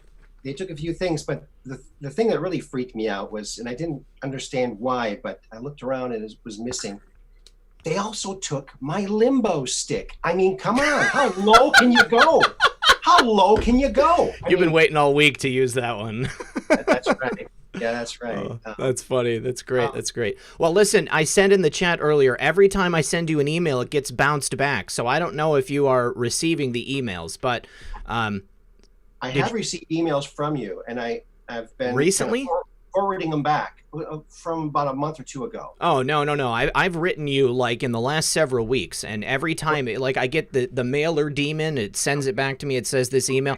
So I don't know if maybe you need to clear out like old emails or something like that, but my email is aaron@hotgames-puzzles.com. And I just emailed you today. I forwarded you an old email back to you. You sent me those files, and I got those. All so right. we have communicated, so we're good. The Candice Owens thing. Yes. I think it might be true because from Biden's point of view, they're looking at all women of color, and if they could get her, that would be a big boom for them. I have to admit, I think you're right. We were talking about this at least a couple of times on the program. What if they tried to do the split ticket? Like they have, like Hillary Clinton and Mitt Romney or something like that, so they've got a Republican and a Democrat, both never Trumpers basically. But I don't know. Let's see. And Mom, I think Mom, you're texting me. I don't know that you're texting who you think you're texting. So yeah, that could potentially siphon some votes off, but I don't think that Candice Owens would be a traitor like that. I mean, I don't know. Maybe she's more of an opportunist than I think. Well, it would elevate her. Even being considered a vice president would elevate her to some degree. Mm-hmm. And she was a Democrat. And if she got in and as vice president, and if Joe Biden couldn't put a half a sentence together anymore, he can't put a whole sentence, but if he moves not even a half a sentence, mm-hmm. he might be, put to pasture, then she'd be president. If she has to take over, she could always, I guess if she had to become a Democrat to be on the ticket, then she could always switch back to being a Republican. I don't know. Yeah, it's an interesting thing. We'll have to see what happens. All right. Awesome. All right. Well, Aaron, thanks for your call, buddy. I appreciate you calling in, and I will talk to you later. All right. Thanks. See you, brother. Bye-bye. All right. I need to say thank you to Gaffer Anon. He said, enjoy camping this weekend. Hoping to get outside, get to the woods, have a bit of natural splendor in my life. Also, Larry, he says, for where we go one, we go all. We are the majority. That's right. I think we are the majority. Unfortunately, we've been kind of forced to feel like we have to go underground. You said that you're not publicly a Republican, really, and I live in a very blue area myself. And I have a, hold on, let me show you this. I have a beautiful Trump-Pence 2020 sign right here, but I'm afraid to put it in my front yard because in the neighborhood that I live in, it's very possible my house could be firebombed. There have been rallies and riots. There have been riots here in the past. I've seen cars flipped. I've seen them set on fire. It's the last thing that I want to do is put myself or my family in danger. So it's troubling. I wish that I could feel safe supporting my president, so I think that's also a part of the reason why I started doing this, because I was like, if I can't use my voice out in the regular world in the way that I want to, then I'm going to do it here. I don't know if you've ever heard me tell this story before, but I used to have a web design company. And when I came out as a Trump supporter, I didn't even think about it. I was just like, yes, because it's nobody's business who I voted for at the time. But then he wins and I come out and I'm saying, woo, our country is saved. This is awesome. And like the next day, literally within 24 hours, I lost every client. And it was like, it just really screwed my world up. So I was like, well, geez, I guess in this area, then I don't need to be talking about how much I love President Trump. It's horrible. Let's see. We've got Melissa Callie. Melissa, it's been a minute. Glad to have Melissa Calley back on the program. So thank you to Larry and to Gaffernon. I appreciate you guys so much. Thank you for supporting the channel. We've got just about 2,400 people here, guys. So if you have not yet, this is the perfect time to like or share this broadcast. Make sure you get this out there. Help us out. Thank you so much to everybody who is supporting the channel, because obviously I've been demonetized. So without you guys, then the show just doesn't continue. Melissa Calley, it's been a minute, my friend. Hi, hello, happy Friday. Yes, happy Friday. Definitely, definitely. So what's going on with you? You're in California as well. Hi, Jenna. I am in South Orange County, and we are the rebellious little town where after they filled our skate park with sand, we took to the streets and we had a couple of our own mini rallies, I would say, protests. And we got quite a turnout of our own local citizens, and it was fantastic. And then several weeks, of course, we have the biggest Marine base here right next to us, Camp Pendleton. So, you know, everybody was on their best behavior, including they bussed in 500 Black Lives Matter supporters. You could check out my Melissa Calley Twitter for some video footage we took. And same thing, we had enough of a police presence here that, you know, nobody did anything. Then the following week, they bust in, I think, at least 1,000 or more to Dana Point. Same thing, we had enough of a police presence where, you know, they didn't give us any problems. But we're on high alert. We are all armed here. We make it known. And one thing I want to say is, you know, I just joined a local Republican women's group, and you know, there's a lot of people like us. We are the silent majority. We did watch the ballot harvesting turn a lot of our counties from red to blue, but that needs to change. And the only way to change that is, I believe, on the local level, to get our voices heard. So that's what, you know, we're trying to do here. We're not wearing masks. We had restaurants start rebelling, you know, many weeks ago about Memorial Day weekend. And now, you know, you're seeing many more people stand up for their rights. We all carry on our phones a little thing that says, you know, it's my right to not wear a mask and all of that. I post that on Twitter as well. Carry it on your phones. You can flash it. You can show it to the grocery stores. If they give you issues, there on the bottom, it tells you what to say to authorities. It is our right to not have to wear masks. We did our lockdown since March 13th. Technically, we're still on lockdown, which is BS, and we're over it. I'm looking for this right now. Here we go, you guys. I want to show this because I'm going to copy it and print it out. I am exempt from all regulation mandating face mask usage in public. Wearing a mask poses a health risk to me. Under the ADA and HIPAA, I am not required to disclose my medical condition to anyone. And then it shows Department of Justice ADA violation information. And then it says you can be fined. The businesses can be fined for making you wear a mask inside. Attention, government agents. Please provide lawful and necessary consideration to aid the bearer in the unimpeded exercise of constitutionally protected rights. Thank you for your understanding and assistance, and thank you for your service, Melissa. Thank you for putting that out there, you guys. I'm going to go ahead and retweet that right now because that is gold. Absolutely. You know, God bless. I see all of these businesses around me, and they say that you are mandated. You have to wear a face mask. I've gone in and they kick me out for not wearing a mask. So start recording them. Recording them. Ask them their name. Ask to speak to their manager. Be as polite and wonderful as you are, Zach. Yeah. And just, you know, the more we show and hashtag and locally keep, you know, adding people, that's the only way we're going to make a difference. And all these people that donated to Black Lives Matter, where it's going straight to Act Blue and straight to the DNC, that needs to be spread to everybody. Everybody. I agree. I absolutely agree. Well, what do you think about the election coming up in November with what Jenna was saying, that you're unable to visit a polling place? I am really shocked to hear that. So let me tell you, when I just went online and changed my address online for the DMV, and when you change your address, it actually changes your voter registration. It makes you re-register. So I re-registered, and it said, you know, vote in person or vote in ballot.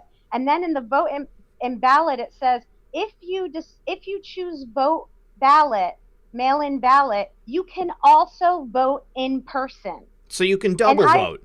Yes, I screenshotted that and posted that also. I was like, are you flipping kidding me? So besides the ballot harvesting, they're double voting anyway. And now when we go to our DMVs and we get ID, do you know what they do? They thumbprint us. Ooh, yeah. They need to have thumbprinting just like Mexico does. When you vote, you thumbprint. Mm-hmm. Even mail-in ballots, they could take ink and thumbprint and run the thumbprint fingerprints through a machine. Mm-hmm. So even the electronic thumbprints in person, the ink thumbprints for the disabled and elderly only, mm-hmm. and military, of course, those should be what we're pushing towards. And we're trying. And there's more red here than blue. Don't let them let you think otherwise. There are a lot of blue here, and they have a lot of big voices, but there are more of us who have been quiet, but we're tired of it. That's great. That's great. Do you know of any safeguards that they have in place to make sure that your vote counts in the way that you want it to? No. I mean, none at all? Not as far as I know. I mean, I was one of the persons, like I told you last time, where I waited till midnight, to see, we were all red here. Mm-hmm. And like 3 or 4 days later, our seats turned to blue. It wasn't even like the next day. I mean, they were just like Matt Gaetz, where they were busing truckloads of ballots. The same thing is going on here. Yeah. So, I'm grateful for everyone who's starting to speak up. And I just think that, we could tweet all we want, but getting some actual people together, just like Jenna is doing, is what's going to make the difference. I mean, with the numbers of the rally, the million who signed up, I think it's becoming very clear that this is beyond a landslide. Mm. More people are going to come out and vote than have ever voted before. So, unfortunately, even if California is all mail-in and does do all the BS, Trump's winning anyway. I agree. And Gavin's going to get sued. Now, isn't there like an effort right now to recall Gavin Newsom or get him out of office in some fashion? Yeah, and you have to beware. The Democratic Party mails out fake recall Gavin Newsom ballots where they're trying to get your information. And you mail it back into him. I have to find it. I have it somewhere. I read through the whole thing, and it's on legal paper. It looks legit. Halfway through, it has a little paragraph that pretty much says, dumb Trump supporters think that they can recall Gavin Newsom, like F you. Oh, so, wow. They paid money to do this. And also we get in the mail a lot of the, like we tried to repeal our gas tax here. Thank God bless you, Carl DeMaio. He literally did everything he could. We got so many signatures. We were ready to go. And then on the ballot, they changed the wording. So instead of voting yes, you had to vote no, or vice versa. The wording was so confusing. I was confused. So people didn't know. And so it's frustrating even when we do our due diligence, they're messing with us. Mm-hmm. But in a case like that, the DNC party will mail you tons of mailers that all look like Republican mailers. Mm-hmm. And they all say to vote their way. Oh, we're backed by this person and that person. But on the fine line, you gotta read it, because I'll get 20 things that say vote A when really it's supposed to be vote B. But that's how sneaky they are. So they're slimy. Yeah, very slimy. To get on their playing level is going to be very difficult. But it's moms like me and Jenna that are going to make a difference. Every little guy and all our little $17 donations that we send to Trump. At least we know they're going to a good cause. So yeah. For sure. All right, well, Melissa, thank you once again for calling. It's been too long. Make sure you call in again, okay? I will. Have a beautiful day. God bless. And happy Father's Day. Well, thank you very much. I appreciate it. God bless. We'll talk to you soon. Bye-bye. Bye-bye. All right, Jenna, I need to do a couple of quick thank yous to the audience. Need to say thank you to Laura. P.S. I told my husband yesterday that you have officially become the new 6 o'clock news. Stay strong, Red Pill. Thank you very much for that, Laura. I appreciate it. That's what I'm trying to do. I want to present an actual choice against the mainstream news. I want people to feel that they can come to me and get honest reporting and truthful information.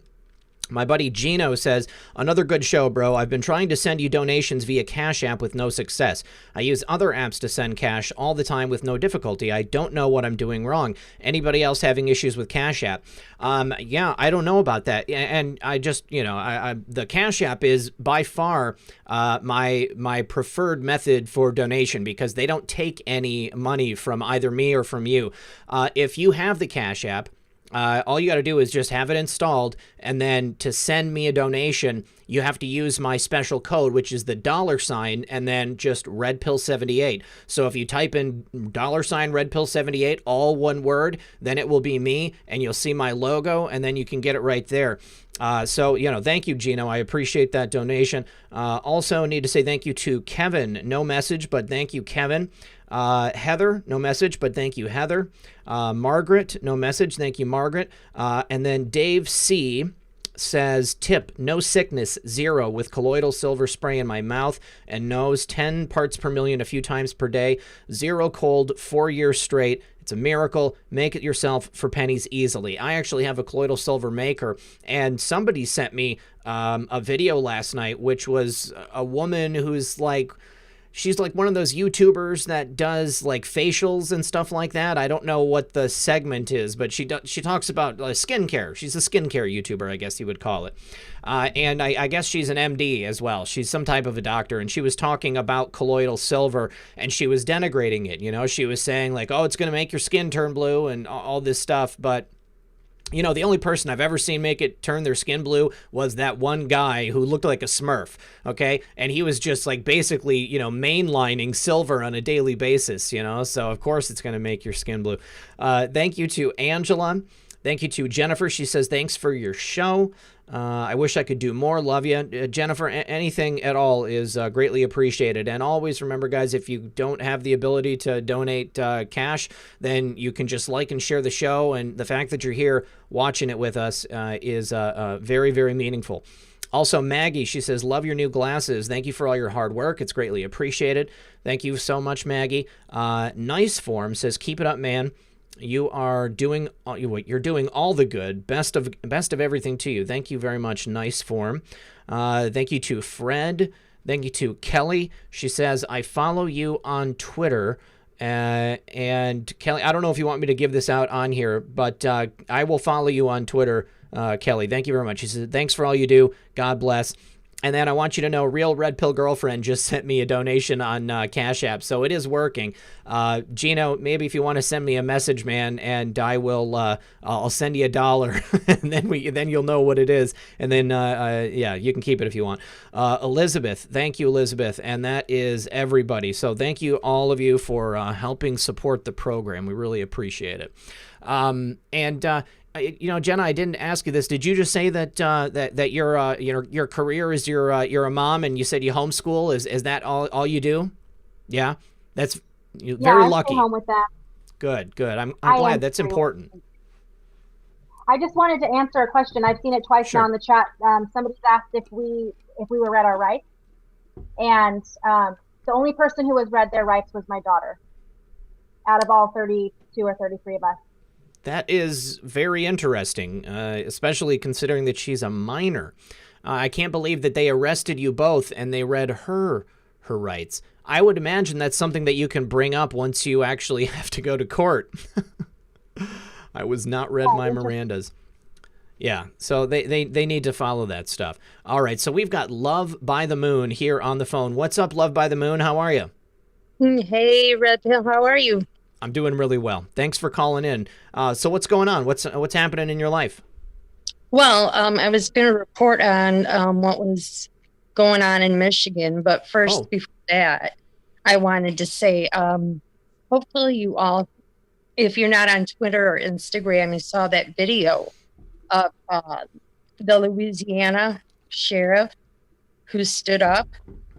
And it's a beautiful video. I haven't seen it, no. Oh my gosh, I'll send it to you. But, and also I brought up and I reposted it. He has a beautiful link that is so amazing and easy to read on between what the militia is and the military is and what they can and cannot do. And it all ties into Q and posts, and it's an amazing feed, but I had to bring it back out because it pertains to now. Okay. You know, yeah, I can send you that too. But I think it's February 16th or 17th. Okay. Yeah, definitely send it over on Twitter. Okay. So what's going on in Michigan is, you know, because we've been out there too in the news before with the fight. That's right, with Half Whitmer. So does she have the whole state on lockdown still? We're still in a partial, but pretty much everybody, you know, it started about a month ago, giving her the finger. So even the police officers. Really? That's good to hear. That's really good to hear. Well, it is. And the protests here, you know, kind of take Detroit out of the factor, but the rest of the state is doing very well. They were very much peaceful. But what we're going through right now, unfortunately, and it isn't a big surprise, I knew it was going to happen, is the Secretary of State took it upon herself illegally, by the way. People have been getting, hundreds of people have been getting ballots of deceased people, like the mail-in ballot. Yeah. Yep. And they're deceased, they're minors. It's insane. So Judicial Watch put this out. Thank God, you know, so you don't feel like you're alone. Yeah. And Tom Fitton, he's the man. I love Tom Fitton. Oh my God, he's really intelligent. He knows stuff. Isn't he amazing? Oh, I absolutely love him. Yeah, no, Judicial Watch is really doing the heavy lifting. So they are actually going after the state of Michigan in the same way that they went after California, and I believe there was another state. But do you know anything about what they're doing? Like, is there actually time for them to get the voter rolls cleaned up before we get to the election in November? Okay, well, actually, there is a former representative. She is a Republican, but she still has some clout. She's from the Holly, Michigan district. Okay. And she is pushing hard. So are the other Republicans to get her just to answer questions, because they don't want to do it legally, but they are setting it up to have her be held accountable for sending out, by law, the Secretary of State cannot send out a ballot, and they cannot send anything out with their name or logo printed on it. Oh. So, okay, so it's a procedural error, or perhaps the Secretary of State is putting your personal information at risk. Is that the idea? No, it means she put her name on these ballots, and she's not legally allowed to in the state of Michigan. And people need to check their laws in their own states. Usually it is the city clerks of each city that actually have the power and then the authority to do all the ballot collecting and counting. Okay. That way they're all held accountable. Sure. That it reduces the fact of, you know, voter fraud. Okay, so it's a security issue then.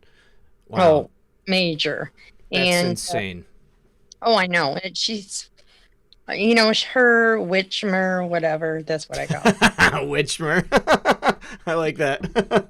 Yeah, oh, she is. And trust me, but we are, you know, doing really well as far as that goes. And I'm so proud of the fact that here in Michigan, I'll tell you, when the whole BLM, I'm just going to leave it at that, started going around, you should see the Trump flags and the American flags, especially the American flags.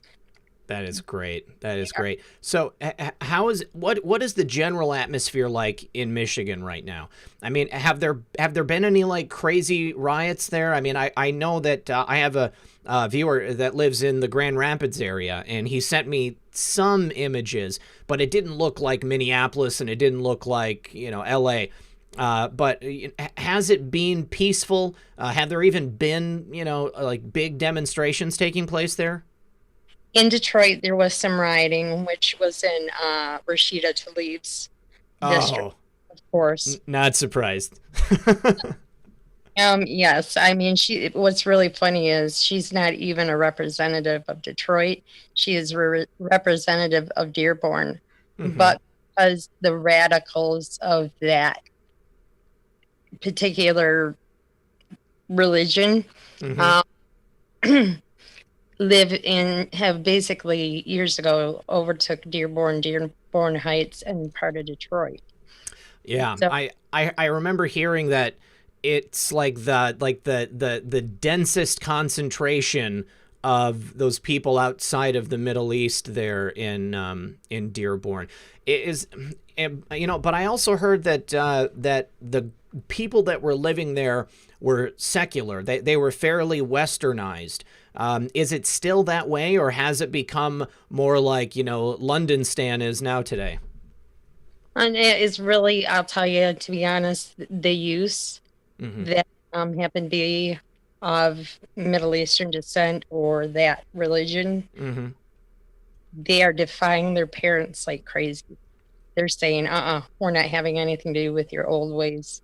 Really? Okay. That's a good thing, right? Absolutely wonderful. Yeah.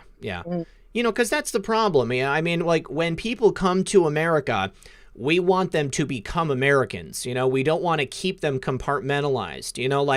Okay, so I've got, a lot of Irish blood, okay? And so when people first came to America from, the UK, initially they would all tribe up and they would all be hanging out with each other. But then as they're here in the States, people begin to intermingle. It's the idea of the great melting pot, And we've had too much on the left, these people being made to feel like they have to tribe up, and then even going back and doing the same thing with, natural born American citizens and making sure that they keep them tribed up and compartmentalized. Because if they can get people to hate other people, then it makes it much easier to cause dissent. And we see the kind of thing that we're seeing right now in these large metropolitan areas.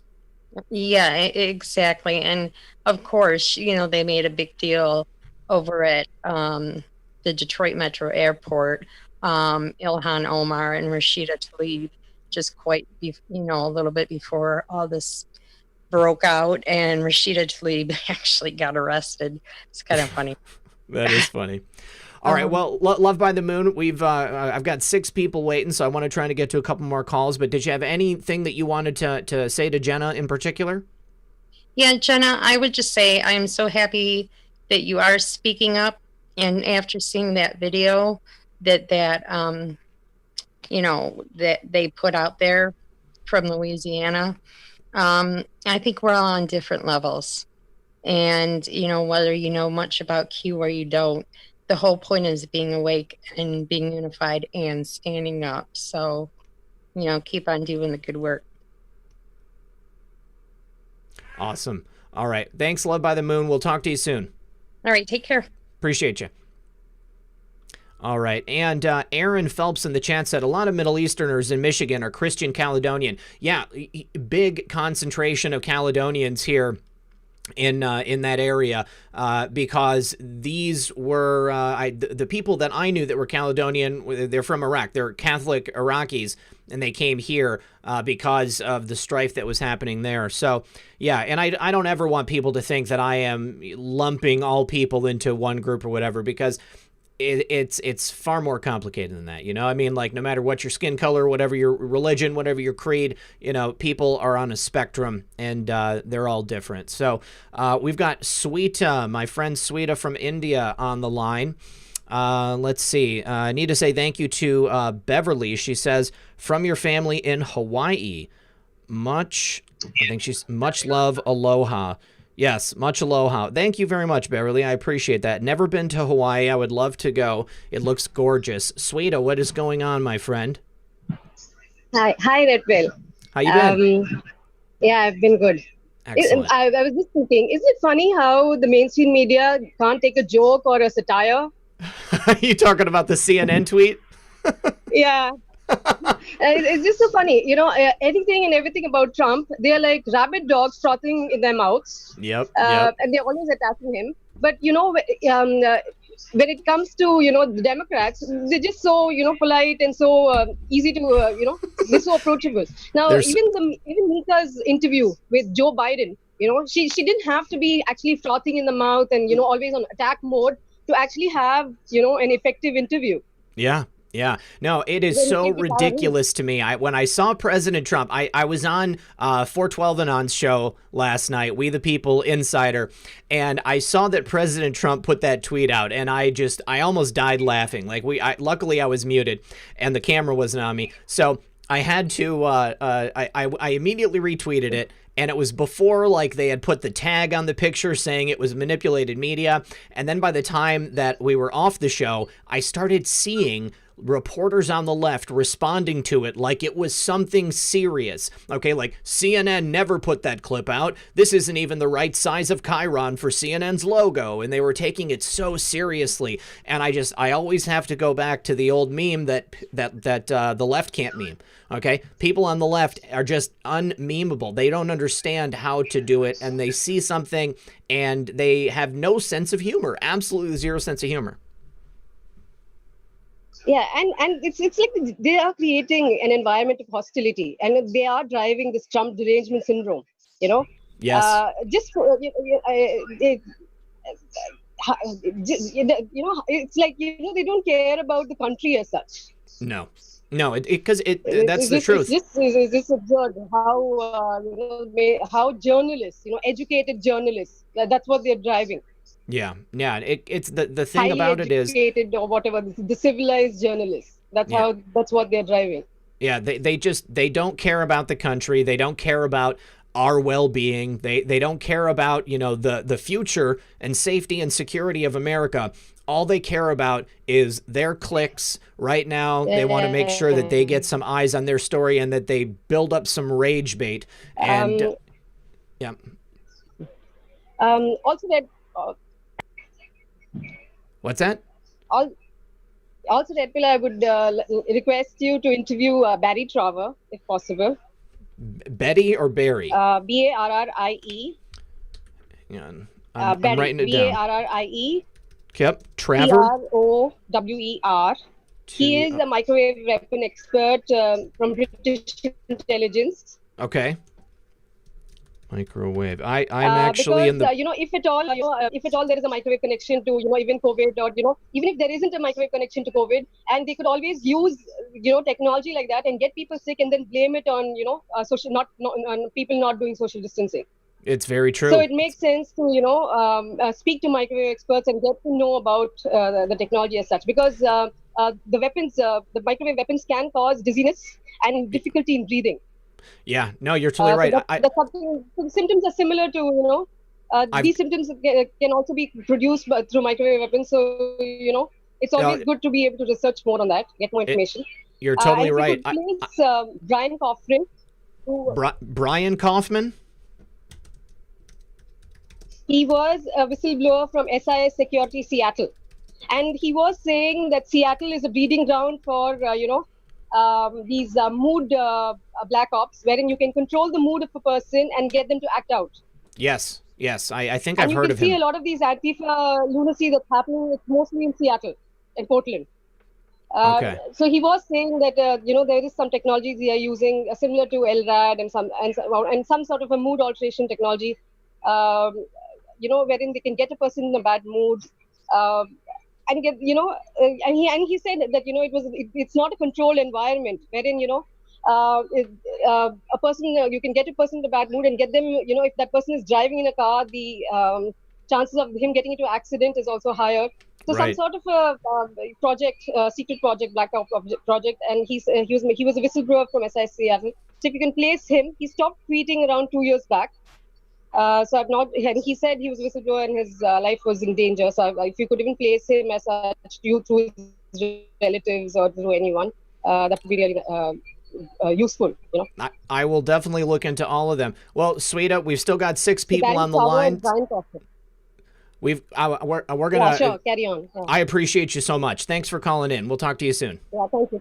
Thanks a lot. Yeah. Yep. Bye-bye. Okay, awesome. We've had Sweeta is a regular viewer of the program. She's in India, and I know that I've got several viewers in India. I don't even know what time it is in India, but I have to imagine there's quite a time difference. But yeah, I'm going to look into Barry Trower. That sounds very, very interesting. Targeted individuals, Frito Bandito. You're right. My friend Tanette Booth is the next caller. Tanette, are you there? Yeah, can you hear me okay? I can hear you just fine. How you been? Very good. Excellent. So hi, Red, and I wanted to ask Jenna. So there, in the video that you presented, there was a person that was basically pointing a bullhorn at one of the police, and I realized that wasn't you, but it was a person in your group. So how do you think that contributed to the police's reaction? I have no idea who that lady was. She was not associated with us whatsoever. I'm sure it made them very angry, and I understand that that's frustrating. But after I've seen what the BLM has done, where they get in their faces, they spit on them, they throw things at them, they assault them, and the cops literally just stand there, it's just so polarizing, and really it's just an uneasy feeling to watch that happen. Yeah. Right. You know, Tanette, I know what you mean. There was another guy that was saying like "F you," I think, over and over again. And the first thing that I thought, was, are these people genuine? Are they actually there for the same reasons that, Jenna and her kids and, all of her friends were there for? Or were these people who were paid to show up and to try to rile the crowd up and, maybe instigate the situation that happened, have the police start arresting people? Right. It might have been a quote infiltration. That's right. Of agent provocateur. Protest. Yes. Well, Tanette, what about where you're at, Tanette? Has there been any unrest? Have you seen any behavior like what we've seen, on the news and across the country? Well, I'm in Washington. Oh, okay. So there's the Seattle thing. That's there. I didn't want to dox you, but thank you for saying that out loud. No, it's all good. So there have been a couple small protests. I'm actually in Shelton, Washington, which is a really fairly small town. Okay. But there has been a couple protests. I haven't gone there to see what's actually going on, but if I did, they'd probably get a piece of my mind, but so I've avoided it. All right. Well, good stuff. All right. Well, Tanette, I want to try to get as many of these people in here at the end. So thank you very, very much for calling. Did you have any final thoughts for Jenna? No, I was just curious about the bullhorn person that was basically sticking it in the cop's face, and how that related to the group of people, not Jenna in particular, but just the group of people. All right. Well, excellent question. Tanette, thank you for calling. I appreciate you so much. Thank you. Good night. Yep. Good night. We'll talk to you soon. Okay. All right. So we'll see how many people we can get in, you guys, before the end. If anybody were not able to get to you, just know how much I still appreciate you being here and the fact that you did try to call in. We've had excellent callers tonight, you guys. Thank you very much for calling in with the quality. Let me see. Denise, are you there? You know what? We're going to pop to the next caller while Denise is getting her microphone turned on. We'll see if Colin has his... Oh, I can hear you now, Denise. Yep. Yeah, go ahead. What's going on? How are you tonight?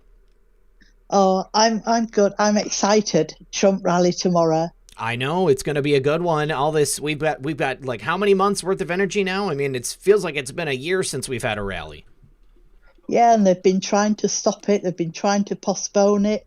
They've been trying to get all the queuing people to go because of no crowd, social distancing, etc., etc. And none of it's worked.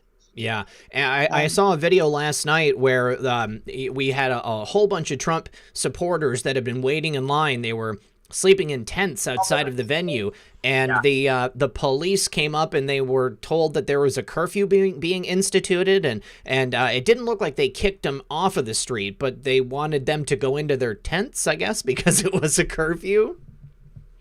Yeah, I saw that video. There were a few of them moved. Yeah. People with kids and pushchairs and packing the tents up, etc.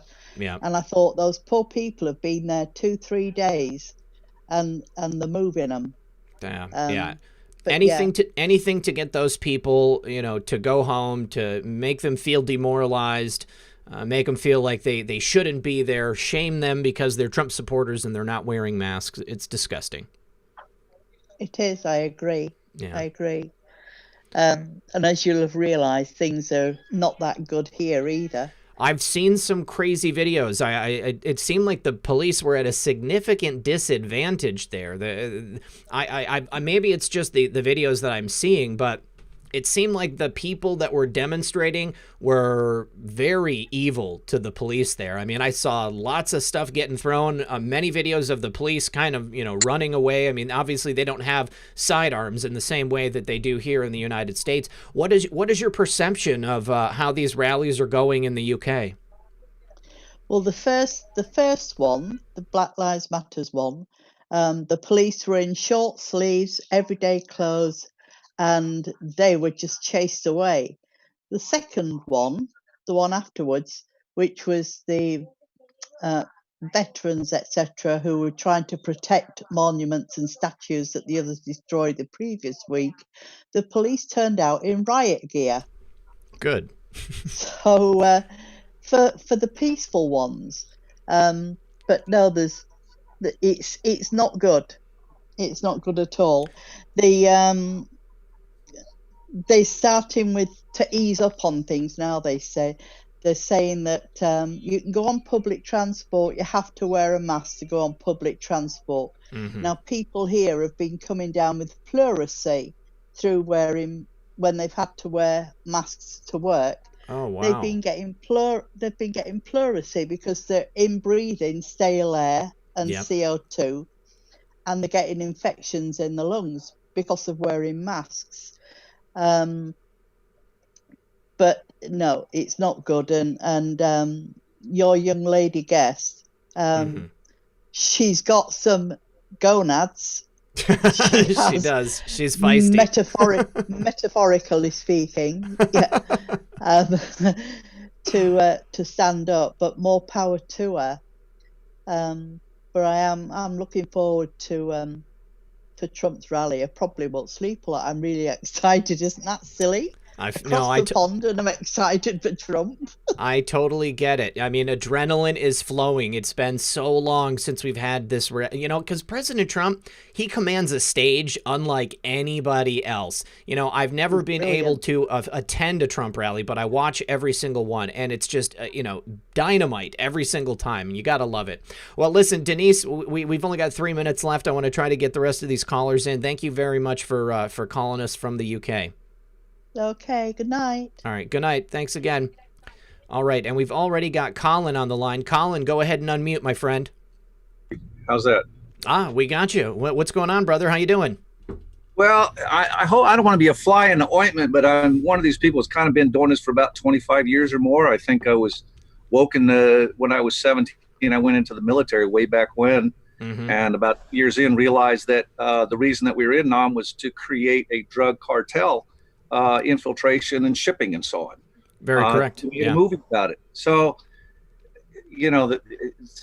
just showing my face is telling you I feel that much more confident, because the last time that I did any kind of audio or video was about 5 years ago, and I quit because they had sent 2 SWAT teams to do an eviction on me. Now, why do you need 2 SWAT teams and 300 cop cars to block 2 lanes? Well, the reason was because I was bringing an action in court. And I'm in Maryland, right outside the giant cow patty. Yes. Or toilet bowl, which needs flushing, however you want to put it. And so, when I caught them in court with their own case law, which said that if you're not a licensed debt collector, you cannot perform a foreclosure. And they're all fraud closures, by the way. I can prove everything I say. Everything is in writing. That's great. So after many, many years, I had to kind of cut because I know you only have a minute or two. But everybody here, I don't mean to be rude, but everybody here needs to open another layer. And this thing, I call it cracking the eggshell of conditioning. Can I do it on you real quick? It'll take about 1.5 to 2 minutes. Go for it. Oh, that's right. Okay. I'm sorry. I forgot your name again, ma'am. Jenna. Jenna. All right. So I'm going to do this, just kind of play along. So you're telling me you're Jenna. I'll bet you $1,000 you're not Jenna. Do you know why? Why? Because you're a woman who has the given name, and if it's a capital first letter, then you have a given proper name of Jenna, which is different from an assumed name, which all businesses have. You with me so far? Now, which is easier to control, that physical woman or a name? A name. But if you can be convinced that you are the name, you now can be controlled by the name. Are you with me so far? Okay, now, do you have a driver's license? Yes. So you're telling me you're a driver? Yes. So you're telling me you transport passengers or property for compensation over the highway? I don't get paid for it, but yes. Then you're not driving. You are exercising your right to freely travel, which cannot be regulated or licensed. Now, is that your name on the driver's license? Yes. I'll bet you $1,000 it's not. Take a look at it again. It's an all uppercase version. And you signed below it in your regular signature, didn't you? Yes. That makes you the surety for the all uppercase name. And there's only 2 times in law where you have no rights, and one of them is when you're a surety. Are you with me so far? Now, now are you a taxpayer? Yes. Again, you've been conditioned to hear something that I did not ask. I did not ask if you paid taxes. I ask you, are you a taxpayer? Yes. You can never be a taxpayer. Do you know why? Why? Because you're a woman.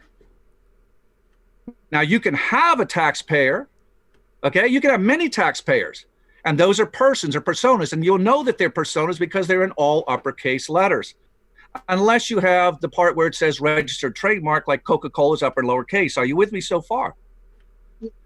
So by signing under the all uppercase name, which you'll find on every court case, you'll find it on your credit cards, your license, and all those other things. Some people call it the straw man. No, it's not a straw man. It's a fiction. The problem is that it's not, you never made application to the state to create any kind of business or legal entity with the all uppercase version, did you? No. No. So where does it exist? What kind of business is it engaged in, and who's the registered agent? Which is what I always ask the court to provide me, the registered agent of the defendant, which I know is the all uppercase name. They kind of want to get me out of that court real fast. Do you see do you understand where I'm at right now? You can, let me try it another way. Where does the government get its power from? The people. That's right. Can I regulate, tax, or license you? No. Can you regulate, license, or tax me? No. So if we are the principal, how can we grant powers that we are without to our agents? It's impossible. You cannot regulate your God. You cannot license your God. We literally created, go to Hale versus Hinkle, the Supreme Court says that it is a mere legal entity that exists only in the minds of man. Now, to confirm this, let's go to Article 4 of the Bill of Rights. The right of the people to be secure in their persons, houses, papers, and effects. So people have persons, but we're not persons. And guess what? You go to any constitution, any regulation, any statute, any code, I've read them all, including the IRS code, you would not find where it says man, woman, people, public, or inhabitant shall or shall not do anything. Because there's no jurisdiction over man, woman, people, public, or inhabitants.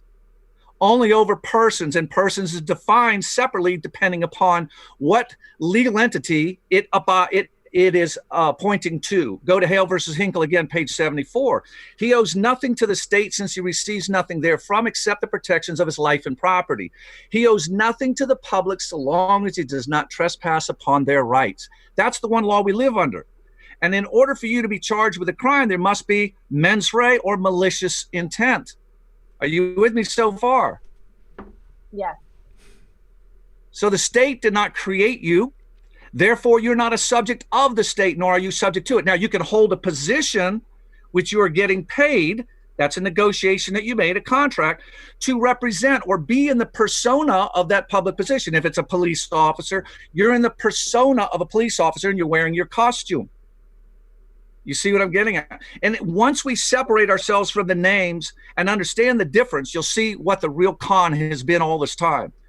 We can have all the revolutions and everything, but if we still think and we have a slave mentality, which is I am the name, and then I'm a subject of the state, or I'm subject to the state. A taxpayer is subject to the state, isn't it? Mm-hmm. Yeah. You can never be a subject of the state unless by contract. Where's the contract? Now, a lot of people, and particularly Republicans or conservatives, have a real hard time with this because they think they must pay their portion. Mm-hmm. But that's what we created corporations to do. Let's go again to Hale versus Hinkle, page 75. The corporation, on the other hand, is a creature of the state and presumed to be for the benefit of the people. Well, how can it be any other way? Everything that man creates is to benefit man. Otherwise, why would you create it? You don't build a bicycle to ride you, period. Let's try it another way. If you had a choice between saving the child or the bicycle, which do you save? Child. What if it's a Maserati? What if it's a building? What's a building? What if it's a building? Do you save the child or the building? The child. What if it's a government? The child. There you go. No matter what, the people always come first because we created these legal entities. They are mere legal entities. They have no authority over man because we are the creators, literally. And let me prove it to you. That whenever any form of government becomes destructive, these ends, it's the right of the people to alter or abolish it. Clearly, only those who create it can abolish something. Now, watch the next part. And institute new government laying its foundation on such principles. You hear people say, oh, we're a land of laws. No, we're not a land of laws. We're a land of principles upon which the laws are founded. And that's why in every law, in every statute, in every code, you will see a preamble. What is the purpose? What was the problem? Now, we have a problem. You go to Article 6 of the Constitution, the senators and representatives before mentioned, as well as the members of the several state legislatures and all executive and judicial officers, both of the United States and of the several states, shall be bound by oath or affirmation to support, not defend, not protect, but to support this Constitution. Now, you can't support something, number one, if you don't know it. I mean inside and out. Number two, you can't support it if you don't believe in it. You can protect it and not believe in it. Trust me, I've been there, right? I can defend it and not believe in it, right? But I cannot support something if I do not believe in it, which means all those who believe, such as, I don't know, Sharia law is supreme, they clearly cannot hold a position or persona that requires them to believe and to provide that they support the Constitution as the supreme law of the land. It's a conflict. They're not qualified for office. Now, Colin, we're 6 minutes over, and I'm cutting into somebody else's show. So, do you want people to be able to get a hold of you? I mean, you've obviously got a lot of information, and this is something that many people are interested in knowing. A lot of people in the chat were going crazy for it because this is good info. I'll give you truthmonger6@gmail.com. That's truth, TRUTH, monger, MONGER, the number 6 @gmail.com. I could email it to you. Red Pill. Okay, go ahead. I just put it in the chat, you guys. So, right, well, thank Colin, you for your time. Hey, brother, thanks for calling in. Call in again, okay? Yep. We'll talk to you soon. Blessings. All right. Awesome, you guys. That was a great way to end the show. I just needed to say thank you to Lisa. Thank you to Jessica. She said, love watching your show. Keep up the awesome work. Gino, he says, I didn't know I had to put the $sign before your name. That's no problem. Glad we got it worked out. And then Gino also joined, so I got $5, and so did he. David said, great for a great channel. And Nancy says, thank you, Red Pill. Awesome. All right, Jenna, I want to give you the last word. What do you want people to take away after hanging out with us for 2 hours? I don't know. Just stand up for your rights. Stand up for your kids' rights. They're our next generation. They're going to inherit this from us. And I surely don't want my children to inherit something broken. I don't want them to inherit socialism, communism, or anything that resembles those. And I want them to be able to live in the land of the free because of the brave, and I just want everybody else, that holds those values to stand up to. All right, beautiful stuff. Just over 2,300 people still hear you guys. We've got 1.8 thousand likes. Do consider leaving a like on your way out. Jenna, thank you so much for coming here and opening up, telling us about your experience. Thank you for your service. Thank you to everybody who hung out with us tonight. Thank you to the mods for keeping it comfy. And thank you to everybody who supports the program. I love you guys. I will be here tomorrow. It looks like we're probably going on about 10 if the president starts at 8. Neon Revolt is going to be here, and we're going to be talking about feelings and the state of the movement and stuff. So be here to help out. We'll all have a conversation, and hopefully we will all learn something. I love you guys so much. Good luck and